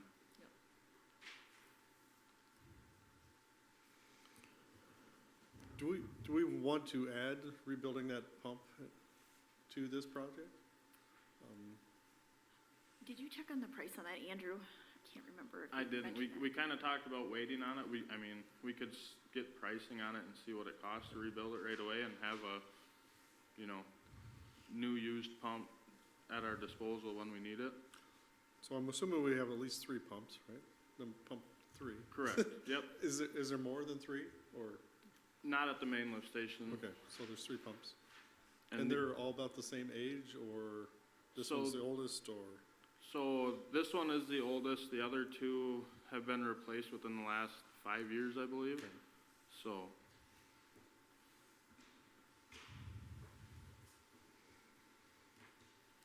Can I just ask if we need to have a second quote? So I had asked Andrew about that. We're not required, there's no requirement with this dollar amount. And so I did talk to Andrew about that because I know the council likes to have 2 quotes. It was explained that the city works with Minnesota Pump Works, and so that it just makes sense to work with them. So I guess I'll turn that over to Andrew and what he feels would be the next step if we were to get another quote. Yeah, so Minnesota Pumps is the one that does our service contract for lift stations and stuff, so the pump they put in is gonna be the pump that they most frequently work on, rather than putting a different vendor's pump in. And, they'll obviously still work on it and stuff, but, they're more hands-on this pump than any other pump. Yeah, I just want to make sure when we're required to have more than one price that we have those, and I don't know what that dollar amount limit was. So I think it's the contracts between 25,000 and 175,000. You need to have direct negotiation for 2 quotes. Contracts 25,000 or less. The league says if the price of the contract is estimated to be 25,000 or less, the city has the discretion to make their contract by obtaining quotations, or it may simply buy or sell the item on the open market. Okay. Let's see. If the city chooses to use quotations for the contract, it shall be based as far as practicable on at least 2 quotations, which shall be kept on file for at least 1 year. So, I mean, I don't know, I guess I defer to the city attorney as practicable.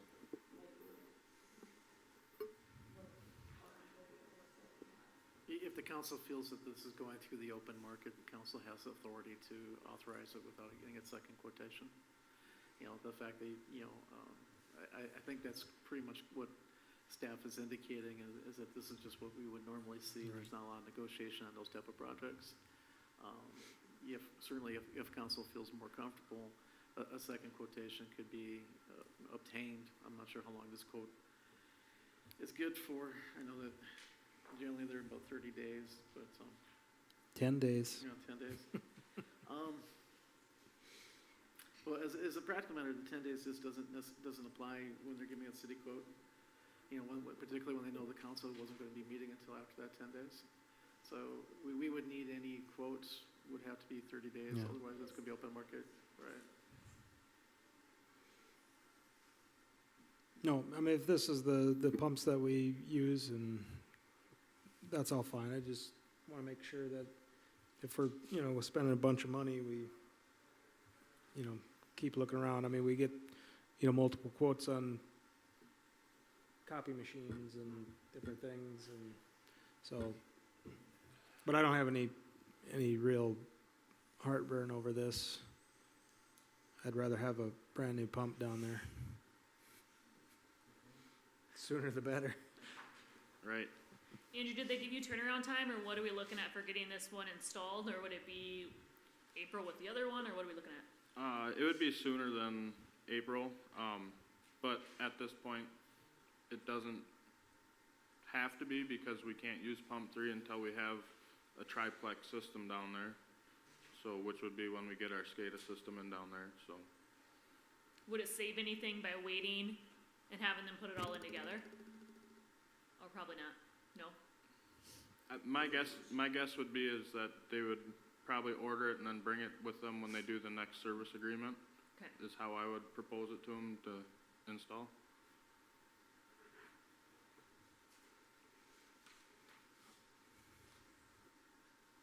So can I make the motion to approve this purchase as well as get a bid from them to refab or rebuild the existing one?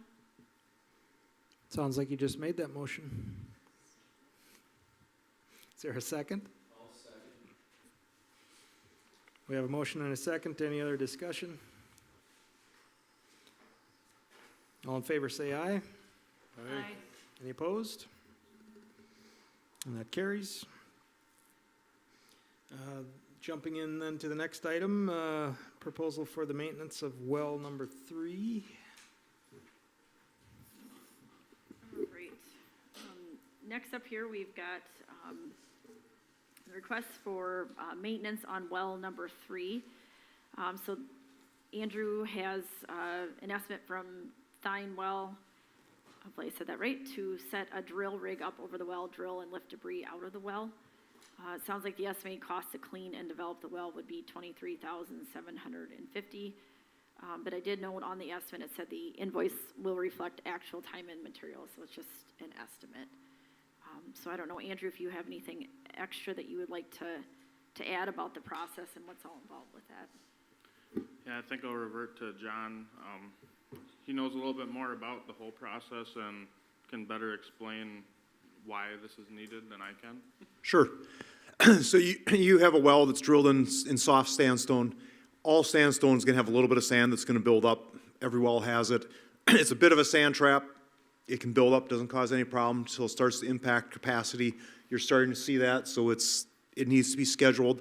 It's not an imminent failure. It's not a sign the well is failing. It's more like a stormwater pond filling up with silt. Eventually, it depends on how much stormwater you get, you're going to have to clean it out. We're at that point where you need to clean the sand out of the well. This is an intermittent maintenance project, is what I would consider it. It should not be routine, but it is not unexpected to have to clean out sand out of a well. And because it is typical routine maintenance, this is not something we typically would go out and bid as a bid type project, because this is more the maintenance project contract you have with Tyne would be covering this. All right, questions from the council?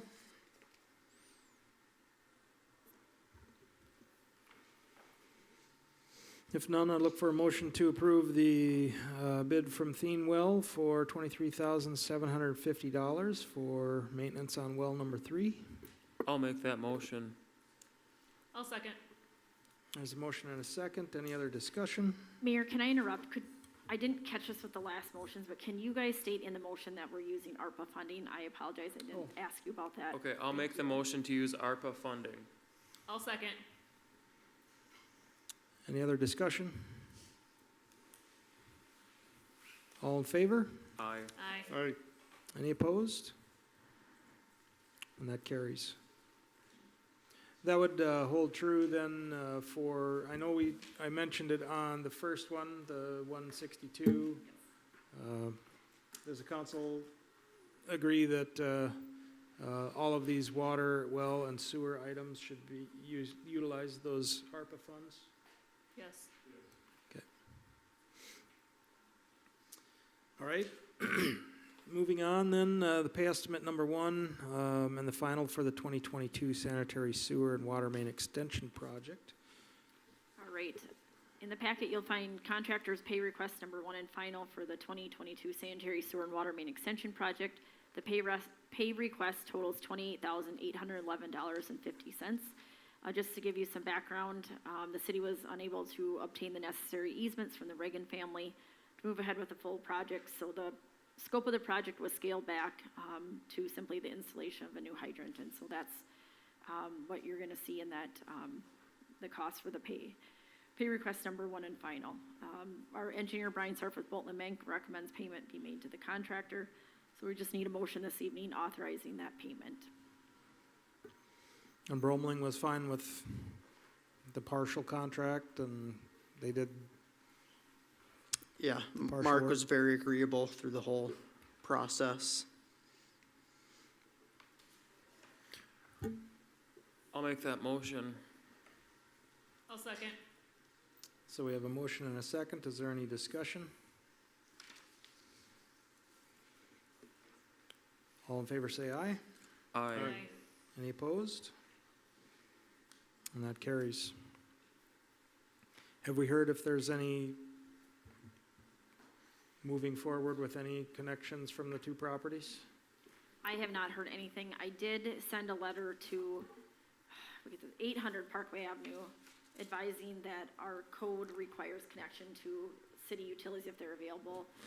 And I asked if they wanted to be added to this evening's agenda to ask for an extension, but I have heard nothing back from them. So I was planning to follow up with them, but I've heard nothing on the other aspect as far as Chad Reagan's property and getting an easement from his family either. And I don't know, Brian Sarf, if you've been contacted. I haven't heard anything. All right, we'll move on. The next item is certification of special assessments on page 220 of the packet. So each year, we have a list of special assessments, unpaid charges that comes before the council so we can get approval to certify to the county auditor. And we have to do that no later than November 30th of each year. Each of the properties has received a notice, and they've been made aware of the process if they'd like to contest their charges to come to the meeting this evening. So we've got utility bills, and then also there's some snow removal charges. And if the charges aren't paid prior to November 30th, we submit that, certify it to Blue Earth County, and then I believe Blue Earth County allows them to pay that up through the end of the year to take it off of their assessment rolls. And our our interest rate that has been charged in the past is at 4%. So if there's no questions or concerns, we'd need a motion to certify the special assessments to the county auditor. I'll make that motion. I'll second. Mr. Mayor, before you have the vote, you probably need to ask if anybody in the public's here to comment on Sure. that particular assessment. All right. Is there anyone here wishing to contest any of these assessments? I'm looking to this side of the room. Didn't mean forgot one. All right. We do have a motion and a second then to approve the assessment list. Is there any other discussion? All in favor of the motion say aye. Aye. Any opposed? And that carries. All right, continuing on. Item number 7, a request from 100 Valley Lane to defer connection to public sewer until 2023. Mayor and City Council, 100 Valley Lane was recently purchased by Scott Wangan. He is unable to attend this evening's meeting, but he did submit, I talked to him on the phone, and he also submitted a request via email, which I've included in your packet. His property that he purchased, there's a parcel that's zoned R3, and it has a single-family dwelling on it that currently has a septic system. I did speak with the property, and he is aware that city sewer is available. and that connection is required. However, he's asking the city council to consider allowing him a deferment to connect to the public sewer as he's planning to redevelop the property, which involves some plating and adding some additional housing units. And so he's requesting the ability to defer connection to the public sewer until he has a better idea of what he's planning to do. I did reach out to Blue Earth County just to find out if they had any record of the septic system, its condition. They indicated they did not have a record of an existing septic system, but he did share that in Blue Earth County, a property owner would have 10 months to upgrade or abandon their septic system. So another question I had asked was, who will be occupying this house until, connection would be made or the property's redeveloped? And it sounds like it would be owner occupied, but my concern is if in the meantime we get a request for rental housing, I'm assuming we wouldn't issue a rental license unless we're in compliance with code. So I thought that's something we should probably talk about this evening as well. And I don't know if legal counsel has any advice on if we're able to defer, if that's setting us up for problems in the future.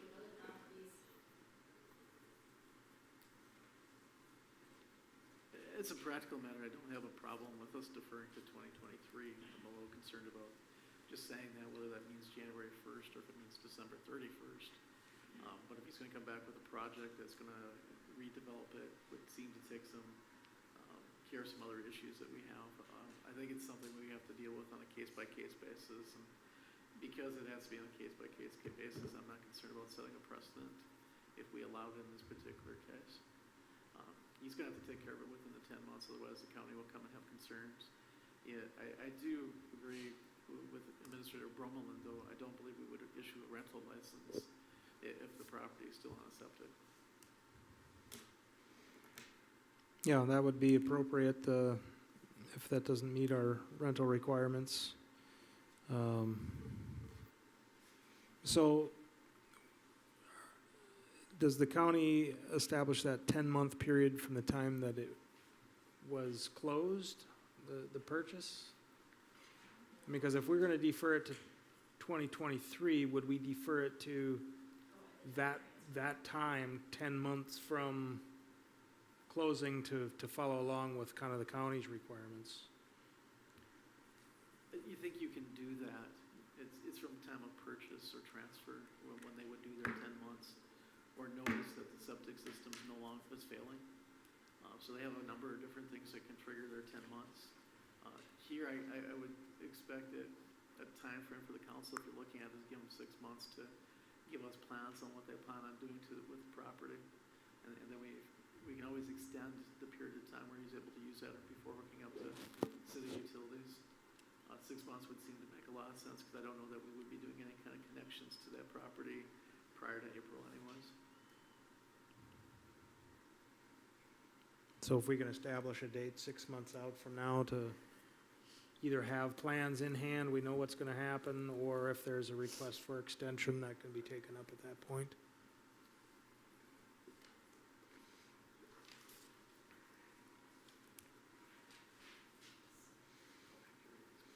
And then, in our motion, again, I think we should probably be clear on that.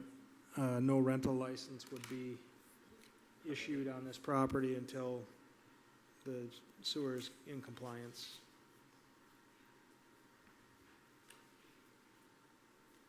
So if no one else has any questions or concerns, I'd look for a motion to defer sewer connection for 6 months from today, and also to, I don't know how to say it, declare the property ineligible for rental license at this point. I'll make that motion. We have a motion and a second. Is there any other discussion? All in favor say aye. Aye. Aye. Any opposed? And that carries. All right, the next item, item number 8, a request from utility customer to waive the NSF fee. Mayor and Page City, 229. Mayor and City Council, we received a request from a utility customer to waive the city's fee for when there's insufficient funds or a dishonored check. And I have attached the letter from the utility customer explaining the circumstances. Essentially, there was a death in the family and funds were not able to be accessed or drawn. And now that's been corrected, but the requester is just asking that the city waive the fee that was charged. And it was explained to the utility customer that city staff does not have the authority to waive fees, so we would bring it to the council. I did include in my memo just a note that the utility account does not have a history of past insufficient funds or dishonored check fees. I mean, just demonstrating that there was a unique, unfortunate situation with the death in the family and funds not being able to be drawn. Discussion should take place and then a motion to either grant or deny the request. And the fee is just a city fee. It's not a fee that we incurred from the bank that we're eating that cost. It's just the city's fee. What, do we know what the total amount of this fee is? I think it's $35. Is it 30? 35. I'm sorry, I didn't put that in there. I thought it was 35. It's either 30 or 35. I apologize. I think it's 35. I'll make the motion to waive the fee for the property owner at 540 LeSueur Avenue with regards to the death of the resident. We have a motion and a second. Is there any other discussion? All in favor say aye. Aye. Aye. Any opposed? And that carries. The next item is another request to waive outside water charge. So we received a call from a resident that was out of town and believes that somebody played a prank on them and turned their outside water on.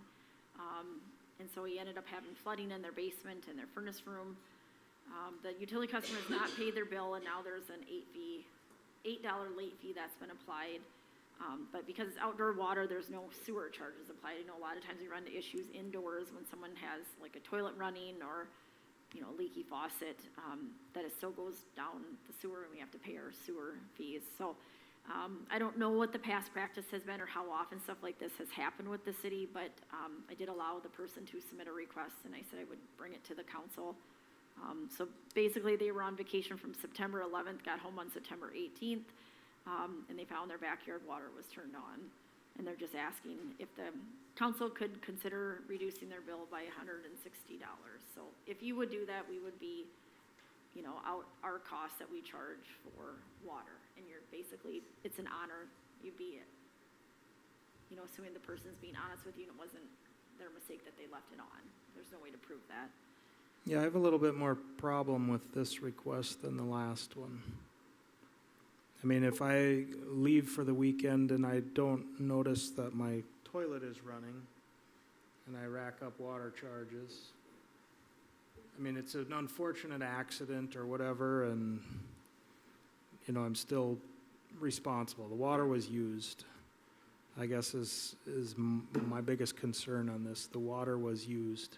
Regardless of how it happened, if it was criminal or accidental, I just have a harder time with this one than the last. I guess I'd be willing to waive the $8 late fee, but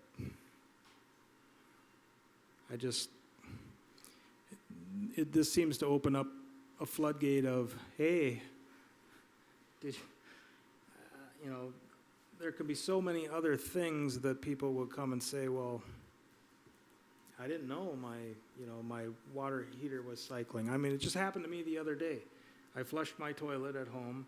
I broke a little piece off inside the toilet. The little plastic piece went down under the flapper, so it was just constant water flow. And so that happened for about an hour. And when I came back in and I was wondering why my toilet was running, and I had to dig my hand down in there and get the little piece out, well, should I be compensated for an hour's worth of, I don't know how many gallons flowed through my toilet at that time, So I guess I have a harder problem with this request. but I'm just one council member. I would say the same thing, Tim. You know, there's several things that you could do as a homeowner to mitigate this stuff. We don't know what the actual circumstances are that it happens. But yeah. I think it's completely unfortunate, but just going back to 2 years ago when that other resident came with her toilet and we denied that request. So if we're back and forth on it, then who knows where it's gonna go from here, so. I would make the motion though to waive the $8 fee, but, not waive the $160, water bill. I would second that motion. All right, we have a motion and a second to waive the late fee, but deny the request for waiving of the outdoor water charge. Is there any other discussion? All in favor say aye. Aye. Any opposed? Aye. It carries. All right, moving on then, item number 10, agreement with Xcel Energy for street lighting. Mayor and City Council, per our developers agreement with KJ Walk for Phase 2, the city, I learned, is responsible for streetlight installation. And so attached is an agreement in your packet with Xcel Energy for the installation of 5 streetlights for Phase 2. And because we're getting to the time of year where we're entering into the winter season, it's possible our cost could be $2,186.68. If we can get some warmer weather and they can get it in, our total cost will be much less. It'll be $951.68. I did look at our other developer agreements, and I don't know of anyone, I could have missed something, but I don't think that we're typically responsible for streetlight installations. I don't know the history, but I think moving forward, we just make a point that we don't want to be responsible because of how far or big a development could be and how much cost could be involved with it. With this situation, you know, it's not a huge cost overall for the city, but I know with Fox Meadows, the developer, we've put into the draft agreement, he's responsible for street lighting, and he's already been in contact with Xcel Energy, so. It's unfortunate it didn't get noticed until later and it's darker earlier, but hopefully they're set to start the project. It was today, would be the soonest they could get going before the end of the year, so.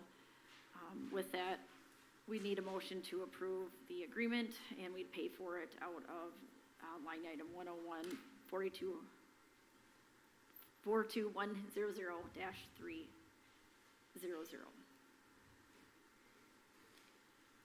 Are there any questions from the council? It is, Jennifer, is there code that states, or is it an Excel thing where they put it so far apart or anything? So when the developers are responsible for it, they're not stretching the limits to put 1 or 2 or 3 less in? That's a than great what should be. question. I don't know the answer to that. It's a really good question. I'd have to do some research in that. I don't know. I think they do have kind of some light limit maps that they put together so they can pinpoint where the poles go. But that would be from Excel, you know, but if the developer, like you said, is already in contact with them, Right. they're gonna give them that layout. I will tell you in this situation, when I talked to our contact, a local person with Excel, he said that he had been, I guess we didn't understand who was responsible, because he said he has been trying to get a response from the developer for months. And so, but he did the design work. It was Xcel Energy that designed it. They have like a design Well, department. I guess but- I mean, I'm comfortable with That's the Schramm question. doing it right. It's just Yep. with the struggles we've had with KJ Walk, Oh. if they were responsible for it and said, hey, let's just put one on each corner, Yeah. would Excel accept that, or would they say, no, we have to do it here or something? Sorry, I misunderstood. Xcel Energy designed this. Okay. It went to their design department. Any other questions? I would make a motion to approve the agreement with Xcel Energy for the street lighting on Falcon Run and the other streets there in Phase 2 of Eagle Ridge subdivision. I'll second that. There's a motion and a second. Any other discussion? All in favor, say aye. Aye. Any opposed? That carries. I have walked out there, it is pretty dark. And now it's darker. You still don't wanna Hopefully- step off the or off the sidewalks. I can check tomorrow with Steve Sandy to see if he knows where they're at, but I thought we were gonna have a warm-up here maybe next week, not a huge warm-up, but warmer temps, so I'll check with him and see when it's scheduled. Hopefully it can get done. Speaking of that project, so somebody did some hydroseeding, light hydroseeding, just maybe to establish some growth over the winter. I'm not really sure. There's no, I mean, all of our erosion control is still in the boulevard. There's no topsoil, there's no seeding. I mean, I'm assuming they hydroseeded just for winter? I might have to ask Bolton and Mink about that. I haven't had an update. I'm not sure, the way it looked to me is they hydroseeded their stockpile, and they were kind of just using leftovers and getting rid of what they had in their tank, is what it looked like to me. And I mean, at this point, it's probably too late to get anything much in there. Yeah. We So- have not released any funds yet, and he knows that we have to have a letter from our engineer saying that this is okay to release and present to the council, and you guys say, yes, it's okay to Right. release so much of the escrow dollars. Now, that could be a good thing at this point if Excel's coming in to put streetlights in, because we do have some sodded out yards. I don't know if we're gonna disturb any of the new sod. I asked about that, if there was gonna be any concerns with, disturbance, and he thought it'd be a pretty fairly straightforward project with the processes that they use, so I'm Right. not anticipating there's gonna be a huge mess. All right, we'll move on. Item number 11 is recommendation to hire a full-time public works worker. So some good news here, we advertised for the vacant full-time public works worker position with Andrew moving up to public works director in training, and needing to fill his spot so that we have our 3 full-time once public works director Brian Gettle retires here in February. So we had interviews with 3 candidates, and we interviewed with the hiring committee. It was Public Works Director in Training Andrew Hartman, Jess Steinke with the Minnesota Valley Council of Governments, and myself. As I say, we interviewed 3 finalists for the position, and we unanimously recommend that Nathan Rule be hired as a full-time Public Works worker with a start date of December 5th. That way it would allow him to get in here and start training before the first of the year. We did extend a conditional offer of employment to him, and he has accepted. It's obviously contingent upon the successful completion of a background check, physical examination, drug and alcohol testing. And then within so much time after he's in employment with the city, he has to be able to obtain the required certifications. And those are paid for at the city's expense. So we would start Mr. Rule at step 1, which would be 1946, with an opportunity for a step increase following the completion of 6 months of service and a satisfactory performance evaluation.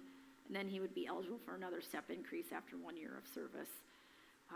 And then following that first year of service, it just would be annually, and then any cost of living adjustments as well.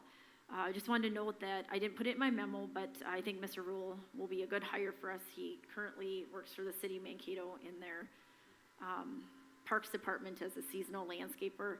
He has, his background for education is in, parks and landscaping, so I think he'll be a really good fit.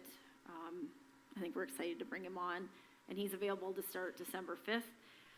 One of the things I wanted to mention was that there was some discussion at the last meeting that we didn't budget for when we set the budget, we didn't know all this was gonna happen with staffing and movement and having to hire somebody new, so you'd ask to kind of run the numbers. And we're pretty, if our projections are close, it's hard to say, because we don't know what kind of snowstorms we could potentially get. We should be pretty close, or be a little bit over for the departments in the general fund, and then we'll be under in the water and sewer, just because we had more in there as in case, just not knowing.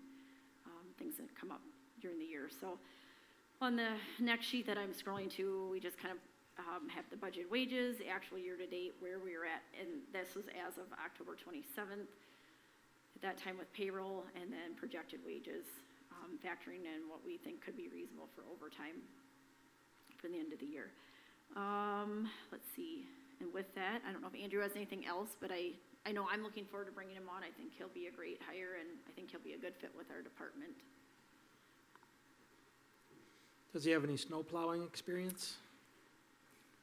It didn't sound like he had too much snow plowing Because he's experience, starting December 5th, right? So right?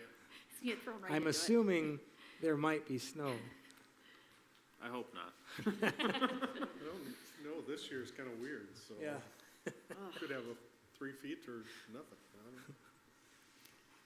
I don't know. And one thing I didn't include in my memo, if you don't mind, I'll just add to, we do eventually need to talk about bringing on that fourth full-time public works worker, but we just can't afford to do that right now. We need to wait. And with Brian not retiring until February, we just can't afford to have carry extra wages until he's done. So that will be coming, and we can start preparing for it, but it is what it is, and we can't afford to carry another staff person, 5 people. Can we establish now when we want to advertise for that position? Sure, I mean. Where then we're not talking about this again in 2 months or something, or? Yep, I think that's a good idea, just so we maybe don't want to start too soon, because that was kind of the, if you start too soon, then you advertise and somebody wants to start right away, and then you have a problem. So I guess my thought would be that we, could start advertising, end of December, or January. I was gonna say, like, January, if he's, second week in January or January 1 we start, because then that gives us that full month to interview, hire, Right. do any of that, and I think that's a reasonable time, Right. assuming we're gonna get applicants, but if it just saves another new business item in Right. December or January. Great point.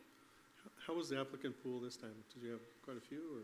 Well, let's see, I can't remember off the top of my head exactly how many applications received, but the 3 that we interviewed, I think we had some, Solid it was better than what I thought we were gonna have, and so this candidate was unanimous, but I think that I was still impressed with what else we had to interview, and so, yeah.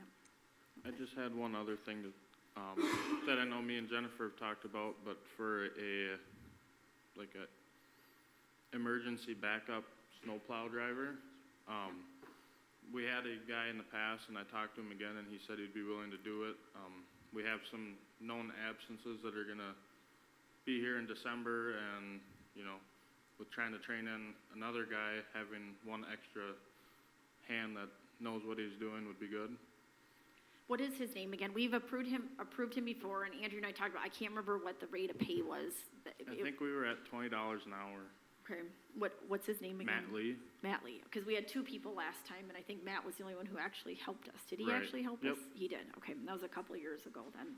So we would be able to give him those dates that you will be short-staffed now then at that point too, right? Right, yeah, and he's pretty flexible. His job in the winter doesn't require him to be there all the time, so he can kind of be flexible when we need him, and We got all sorts of business going on here, So I guess, yes, we've got let's 3 let's motions go back potentially. to where we started. So we've got action needed to make a decision here on appointing Nate Rule as a full-time public works worker. Does anyone have any questions in regard to that request? And you can see there, looks like budget-wise, everything works out nicely with him starting on December 5th. So I would look for a motion to accept the hiring committee's recommendation to appoint Nate Rule as the full-time public works worker starting on December 5th. I'd make that motion. I'll second. There's a motion and a second. Is there any other discussion? All in favor of the motion, say aye. Aye. Any opposed? And that carries. Second item of business related to this then would be to authorize the administrator to advertise for the fourth full-time public works worker beginning in early January 2023. Look for a motion on that request. I'll second. There's a motion and a second.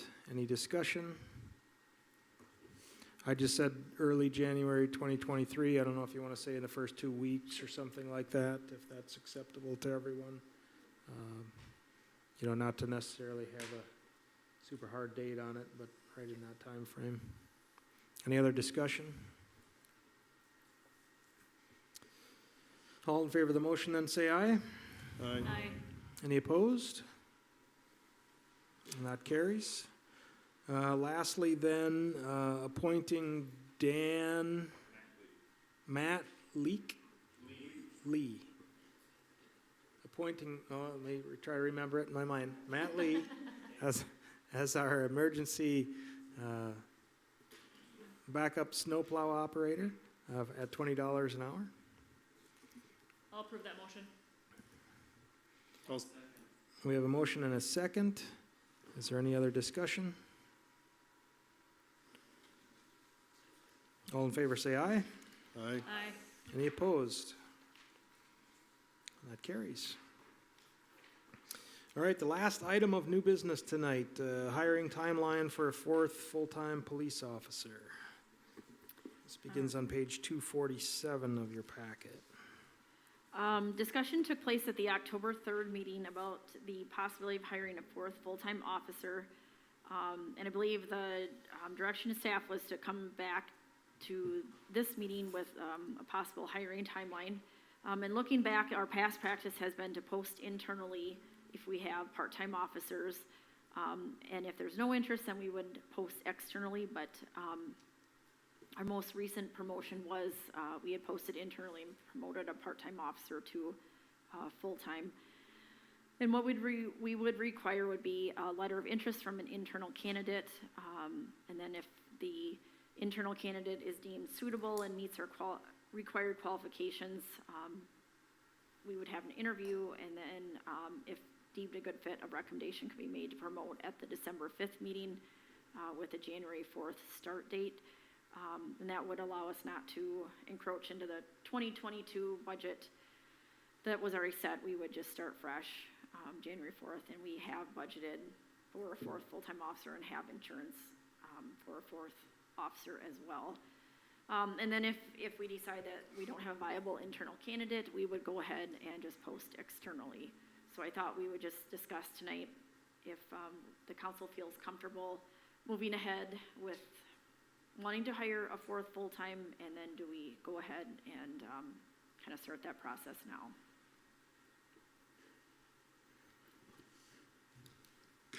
So I don't know, Chief Kopp, if you have anything you want to add to that at all, or what do you think about the timeline? I think the timeline's good. I think if we have an internal candidate, I think that would work out well for the timeline. Do we have an internal candidate? I mean, we only have one officer in training currently. We don't have any part-time officers, so we really don't have an internal candidate. So I'm just wondering, do we just push this whole thing back to January 4th, which would allow this internal candidate to have some time on? I mean, I'm very skittish about hiring somebody that's just completed training and hasn't really even patrolled the streets. Is that something that we can look at? I mean, That's fair. I think that's but it wouldn't be an internal candidate then. It would just be an open right. call. The guy that's training right now is part-time though, right? Correct. Yep. Yeah. But I anticipate it could be middle of December before he's done training. It could be a little bit longer depending on how comfortable I feel and he feels and with everything. So I think that's probably a fair thing to do. Does he have the potential for, and maybe you can't answer this, but does he have the potential for going full-time? Or is he in school where he can't? No, he has the potential. Okay, I was gonna say, cause if we know we're gonna hire a fourth full-time person and don't need part-time then you're wasting all your time right now training him in if he can't go full-time anyways. Yeah, they got Or if we rid of- know we wouldn't want him to be full-time. then- Right, they got rid of part-time licenses a while ago, so he's full-time, and he's Okay. looking for full-time work. I think there's just a little bit of issue with, so what would happen if he's part-time, we post for full-time, and we choose somebody else, does he go? That's a great question, because that's what you talked about before, that if there's a fourth full-timer, we wouldn't need part-time Right. employees, I so. guess we put all, my thought is we put all the time and training into him. He may not get hours, or very few at this point.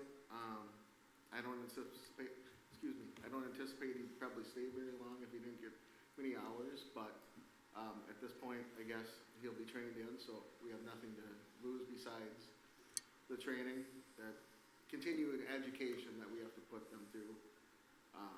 So, to make that answer, I say, yeah, if we choose someone else, I would. And that comes into some employment questions. Yeah. Employment law questions. No, actually, No, it doesn't. you're fine doing that. You can hire Okay. somebody else. You don't have to promote them from within. We have done that in the past, but to answer your specific question, Stafford is currently looking for 100 police officers. Bloomington is looking for 80. Most likely, we won't have candidates. Yeah, you won't. North Mankato, when they recently opened it up, we got 4 applications. We normally would get 40. I would say, I mean, everybody needs to start somewhere. So if he's the right guy and I mean, we have really great full-time officers. If he fits into it, I don't have a problem with him being brand new, going full-time right away. I mean, he's gotta learn somewhere, right? So I say we keep doing what we're doing and see what happens in January. I would agree. I would think that we would just push off this question until we determine if he's a viable full-time officer. So I feel like if he's part-time, he should be viable for full-time. Like, if we liked him as part-time, You would but hope. we don't like him as yes. full-time, then we Right. shouldn't have even hired him as Right. part-time. Right. He's very interested. The way things are going right now, it seems to be going well. So, I don't anticipate, again, I can't say 100% for sure, but I don't anticipate or see any things coming forward yet, so. Well, I think, yeah, nothing's for sure, right, especially with employment these days and employees. But do we just push off to say, do we offer him the full-time position, given certain gates that he has to hit? That he comes, once he finishes training, there's maybe not adjustment period, but a 3 or 4 months period of training on the job, and then he's full-time, and push this whole thing out. Now you are getting into an employment question. I feel more comfortable having him be part-time and is keeping Okay. this decision open rather than giving him a bunch of benchmarks and stuff to hit. Part of the reason is if he's part-time or he's in-house, the great benefit the city has is going to be from chief cop knowing whether or not this is somebody who fits. Right. Not saying he's necessarily qualified or not qualified, but somebody who fits and, that they can work with isn't going to be problematic. And if he's part-time and we're then opening up that position, we have more freedom than if we say, here are the benchmarks you have to hit, and then if they hit the benchmarks, we may be stuck with a hire we don't want. Okay, perfect. So, question then on procedure, what if, we move along, he's a part-time officer, he's completed all of his training. We get a couple months in, we find we really like how he fits in, rather than opening up for a new full-time position, can we promote from part-time to full-time? Yes. That's. And we wouldn't have to go through any advertising process or No, you. worry promote about from- anything that way? Right, you promote from within. Yeah. That's typical. I think Eagle Lake has done that in the past. I know Lake Crystal frequently does that. That's what we just did with Officer Connor, Right. so, yep. Well, I mean, I don't want to short him in the opportunity, Right. Right. but I don't want to just say, here, this path has been mapped out for you and you just happen to be here at the right time because we need I think somebody that's and you're what going to get a council's job. saying, right, is you know, that continues a path and then we make a decision. So maybe we kind of take a step back from the whole process here, and January, February, the chief brings to the council a report on how he feels this officer is doing, and maybe then it's more of a promotion rather than trying to go out and Or does it need to And be hire or- less of that employee review and more of a recommendation to hire? Or, you know what I mean? Yeah, That's exactly what I was Yeah. gonna suggest, is that at that point, the chief can make a recommendation whether or not we should look internally or look externally To fill for that position. Yeah, I just want to push off wasting any staff time or advertising dollars and, you know, if we have a different path, we can kind of walk down. Could I also say, I do think it's important to have a sit down, have an interview with them, so I do think it is good to have like the COG and myself and John, as so you've got two other Definitely. people that aren't in law enforcement to kind of assess and say, yep, we think this is a good fit, and just different perspectives, so. I think we can go down that path, you know, open the position, open the full-time position, and then we start this process, the normal process that we would do. And he would apply as an internal candidate before we go external, right? No, the only other question I'd have, would we want to, just go forward with the part-time weekend hours and whatever else comes up? Or if we want a real idea of how he can do the job and if he fits, do we wanna plug him into like I don't know how it goes with benefits and everything, so that's something I don't know.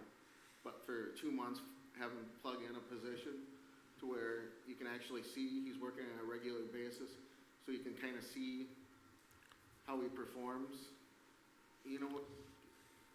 well, I think you can still do that on a part-time basis. He could, yeah.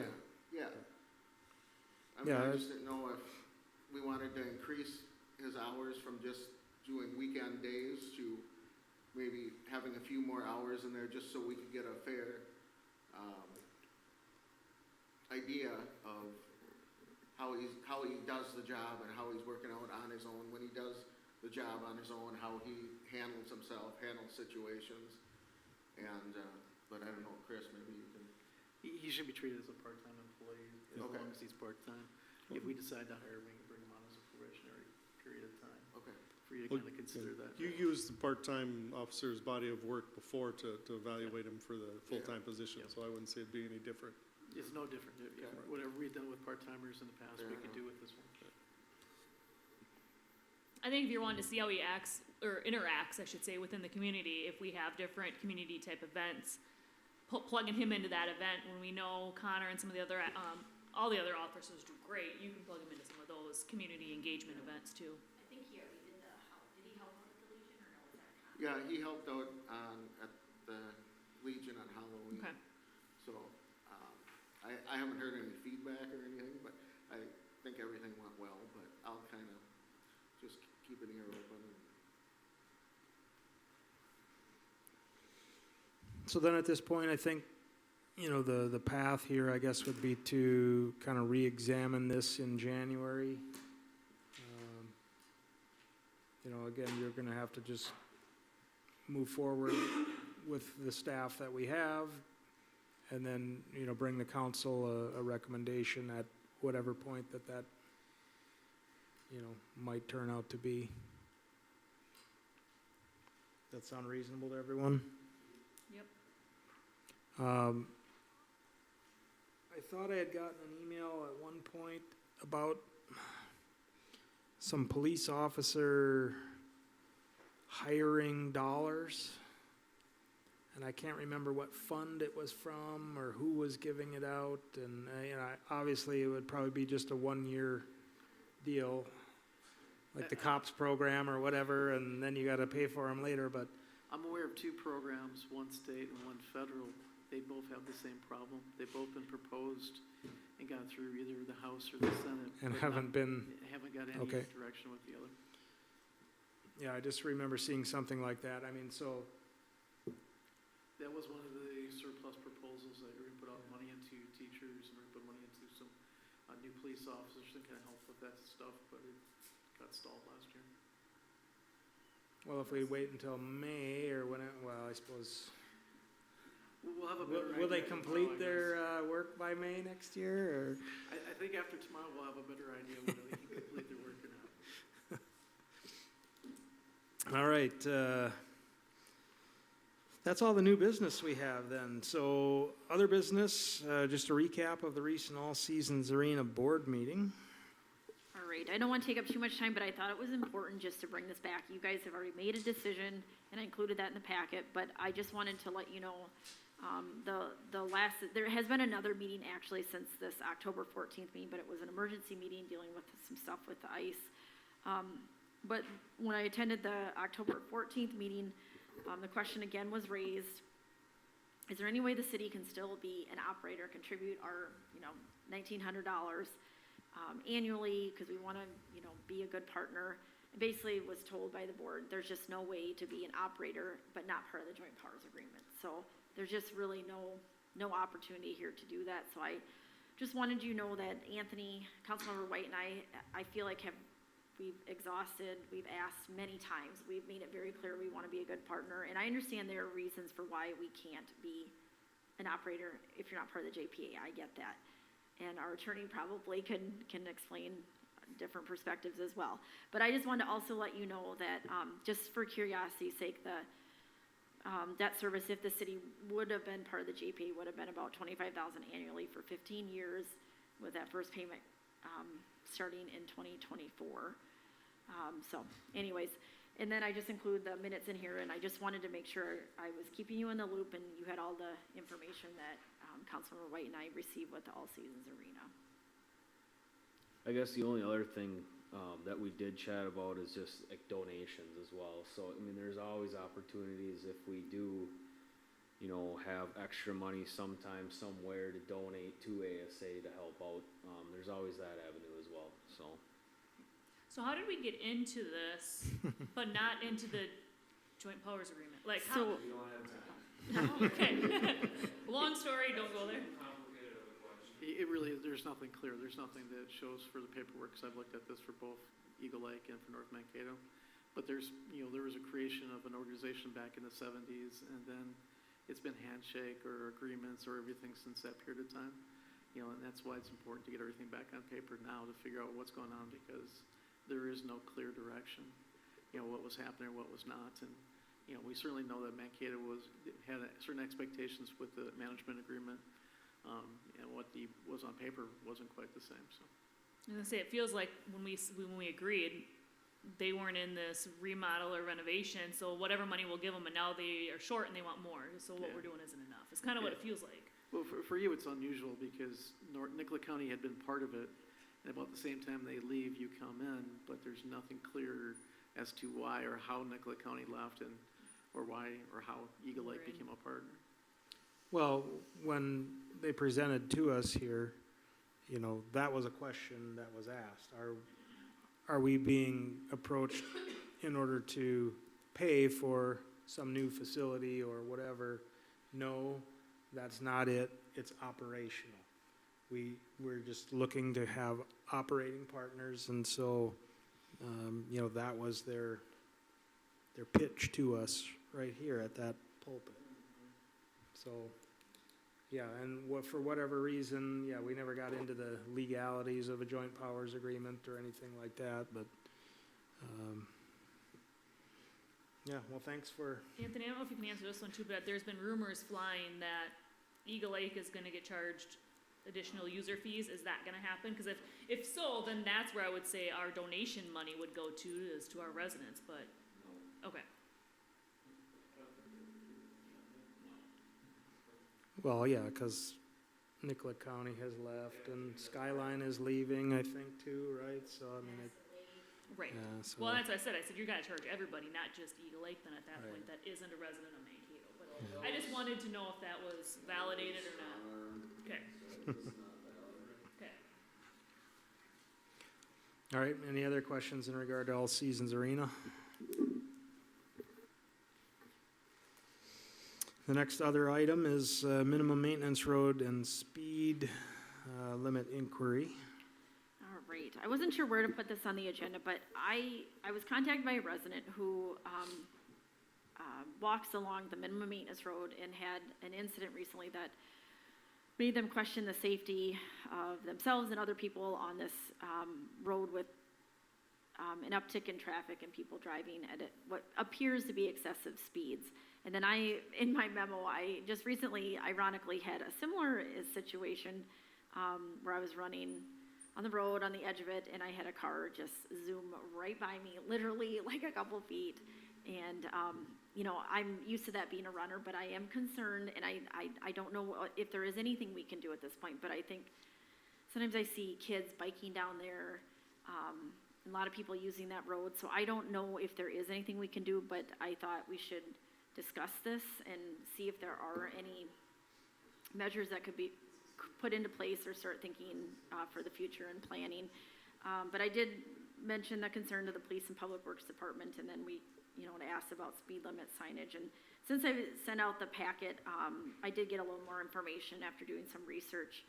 I guess a question I had was, you know, a minimum maintenance road, typically you would assume that people are only driving as fast as the conditions allow, so you wouldn't need to have speed limit signs.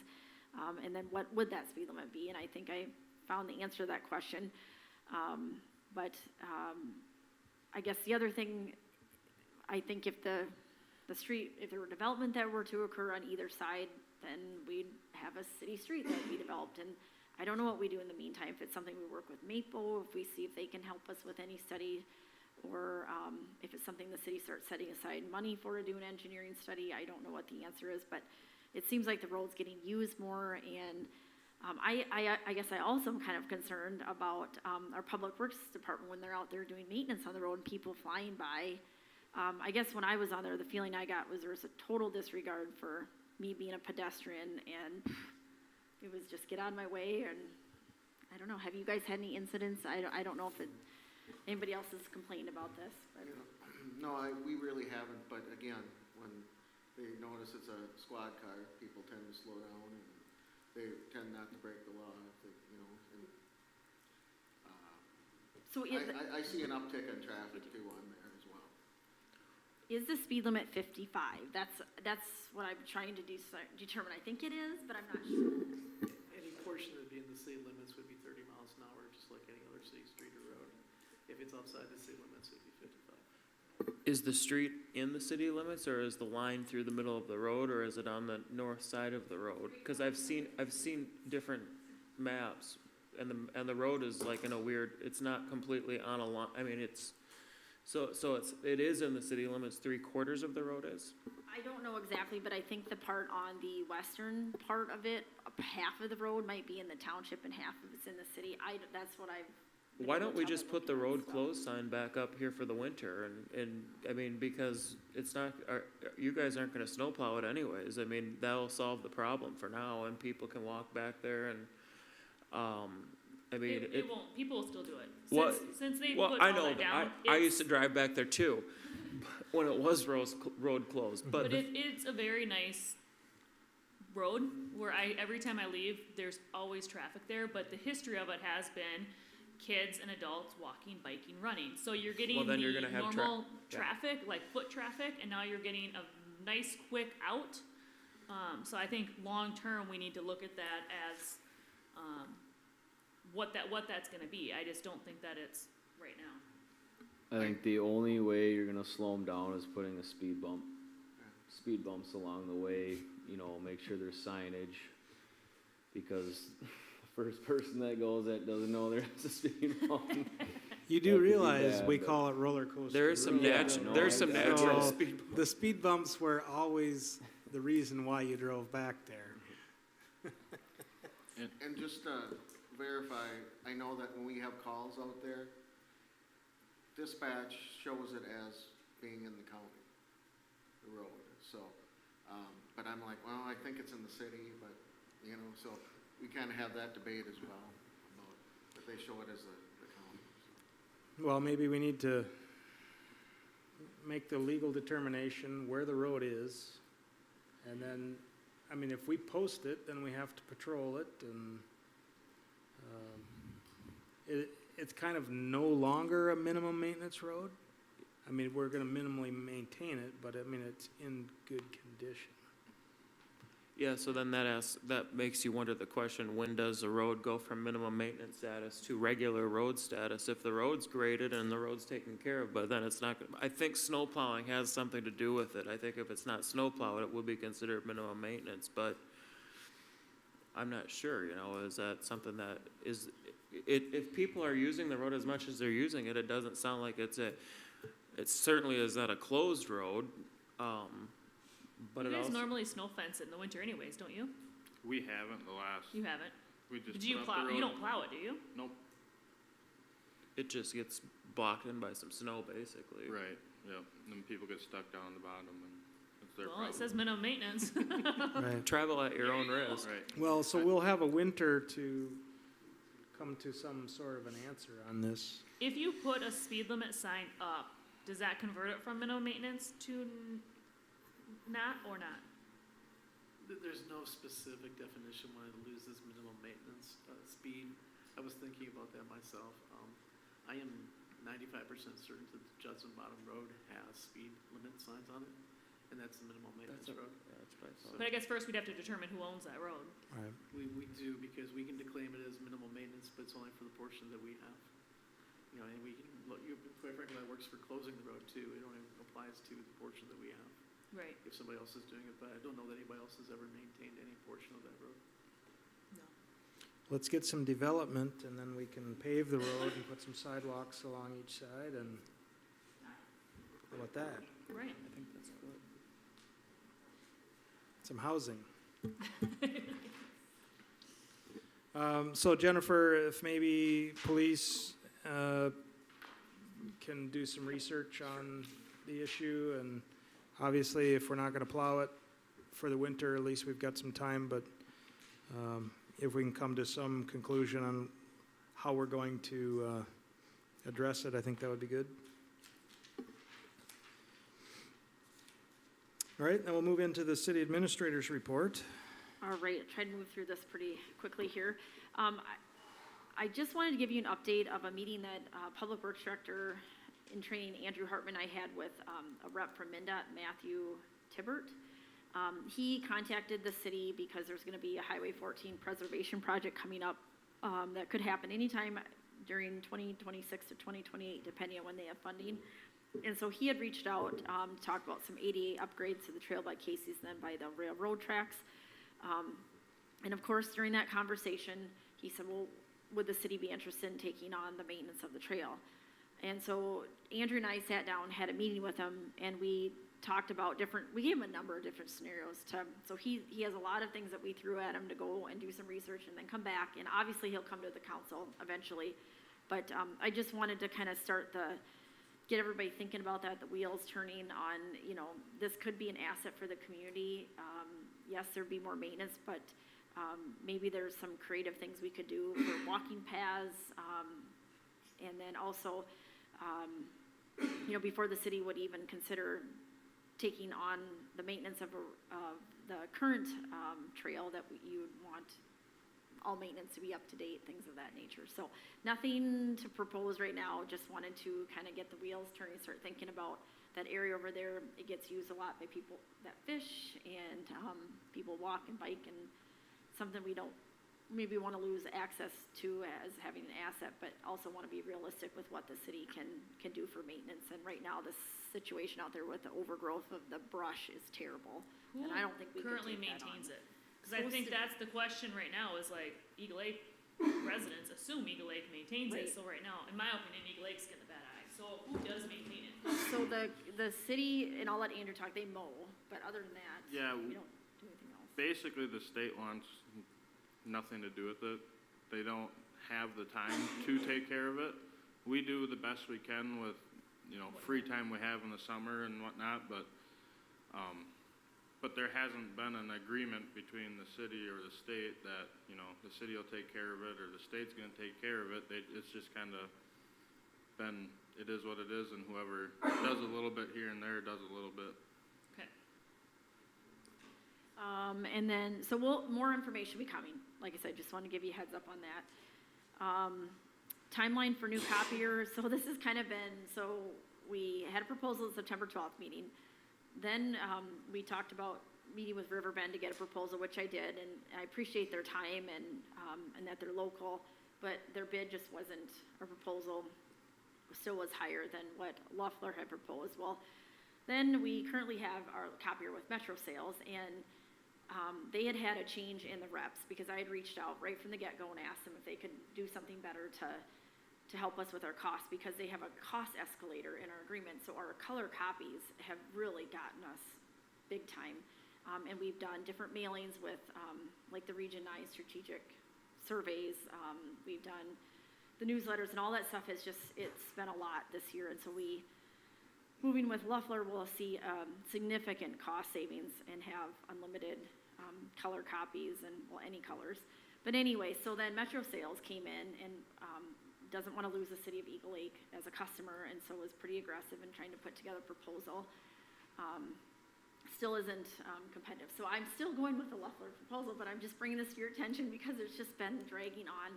And I just got an email actually tonight that Metro Sales, because of the lead time, or Loeffler, should be here hopefully by the end of the month to install our new copier.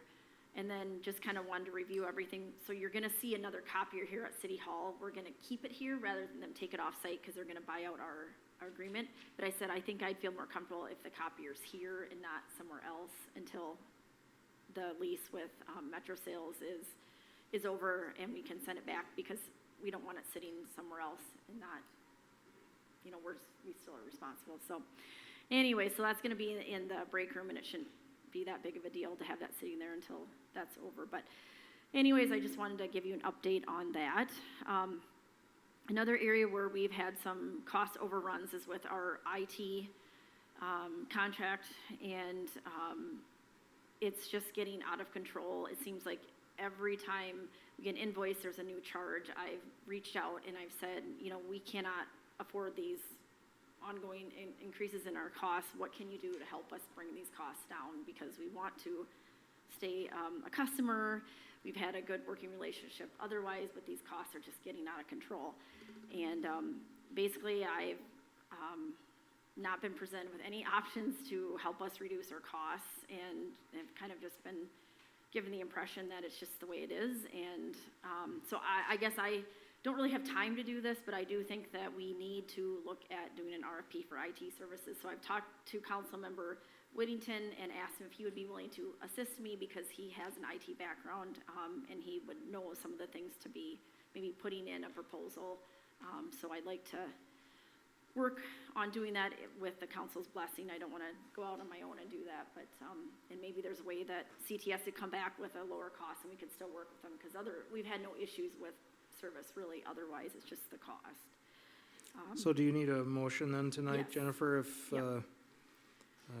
That would be great. if no one has any objections to having staff put together an RFP for IT services? Look for a motion on that. I'll make the motion to have Councilmember Whittington and Jennifer work together and getting that RFP done. We have a motion and a second. Any other discussion?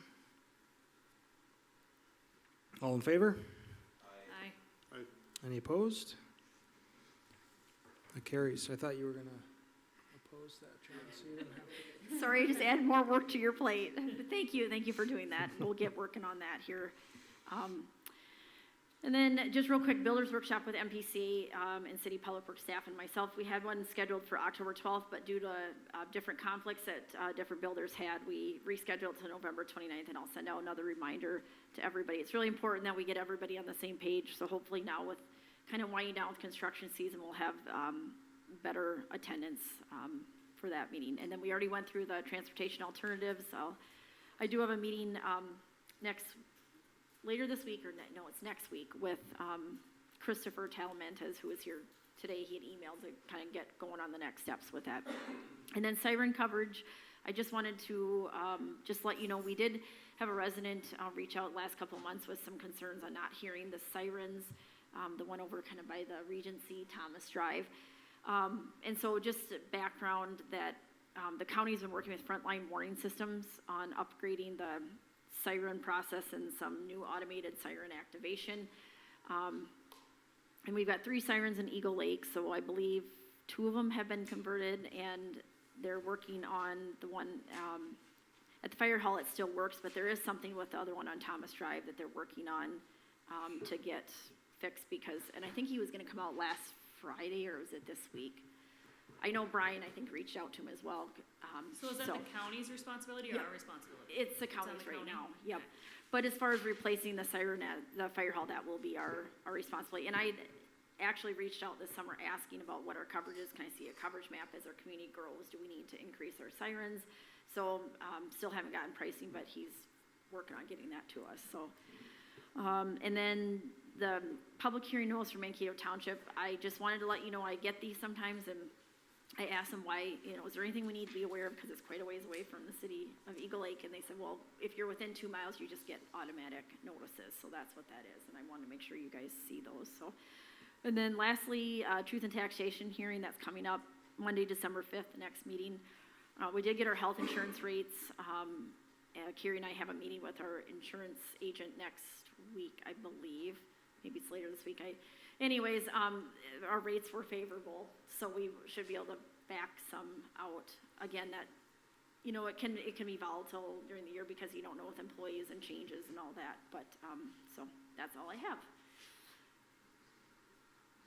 Very good. Any council member reports? I have more of a question. Do we have, any update on Mr. Rikis's connection? He is connected. He is connected? As far as like abandoning his, septic system, I'd have to check with the county on that, but. But he is connected to Yes, the city? he is connected, yeah. Okay. And you can verify that, right, Andrew? Yeah. Okay. And then the agency project punch list items that the residents had, I assume that that's all taken care of since we haven't heard anything from them, or? So the county has something with Peter's Lawn Service, I believe it is, to come back, and I can't remember all that right now, but I'd have to go back Okay. through the latest communication they sent to, they're still gonna be. But it's under working on control stuff. with all of that Yes. stuff, okay, It should be, they should still be monitoring it in the spring, and okay. I can double check into all that. but- I had our MAPO Policy Board meeting last Monday. So this is the last MAPO Policy Board meeting that I will attend. So the city of Eagle Lake is a policy board member. So someone from the new council will have to be appointed to the MAPO board. So, and MAPO is the Metropolitan Area Planning Organization, so all of the federal funding dollars that come into the Mankato MSA go through MAPO, and MAPO, spends those dollars for transportation. Eagle Lake is a policy board member. Jennifer serves on the technical advisory committee, so there's a subcommittee of all the people that really know things, and they bring those to the policy board, and the policy board acts on spending the dollars. So we do have a seat on that board, so if somebody is interested in local transportation planning, there's an opportunity for you to be on that board. The next meeting is February something. But we'll need somebody to take over in that fashion. Also, I attended my last Region 9 Development Corporation meeting. And so I was representing Blue Earth County communities of under 10,000 in population. So that seat on that board is open as well. So Region 9 focuses on the 9-county region. We've utilized some of their grants and assistance on projects that we do here. So kind of looking for economic development opportunities in the area. If someone is interested in that, we could put a nomination in for your name to get on that board as well. That one is not necessarily, we have to have representation. We just fit the bill for cities under 10,000, so if anyone is interested in that. Typically, it's a quarterly meeting, so I think there's only four full board meetings or commissioner meetings per year. They've been holding them at Bethany, so it's not too bad. Sometimes I've had to go to New Ulm and things like that, keeping it in the region, but the Bethany seems to be a central location representing all of our counties. So just wanted everybody to be kind of thinking about opportunities as we move forward. And just a reminder, that canvassing board meeting, November, is it really the 18th? What day is today? Today is the 7th? So the 18th is our canvassing board meeting. 7:30 a.m. I will struggle to make it, but I'll be here. What's that? That's generally a fairly quick meeting, just to review the results of the election, so just a reminder on that. So that's all I have. If nobody else has anything, I would look for the motion to adjourn. We have a motion and a second. All in favor? Aye. Opposed? We are adjourned.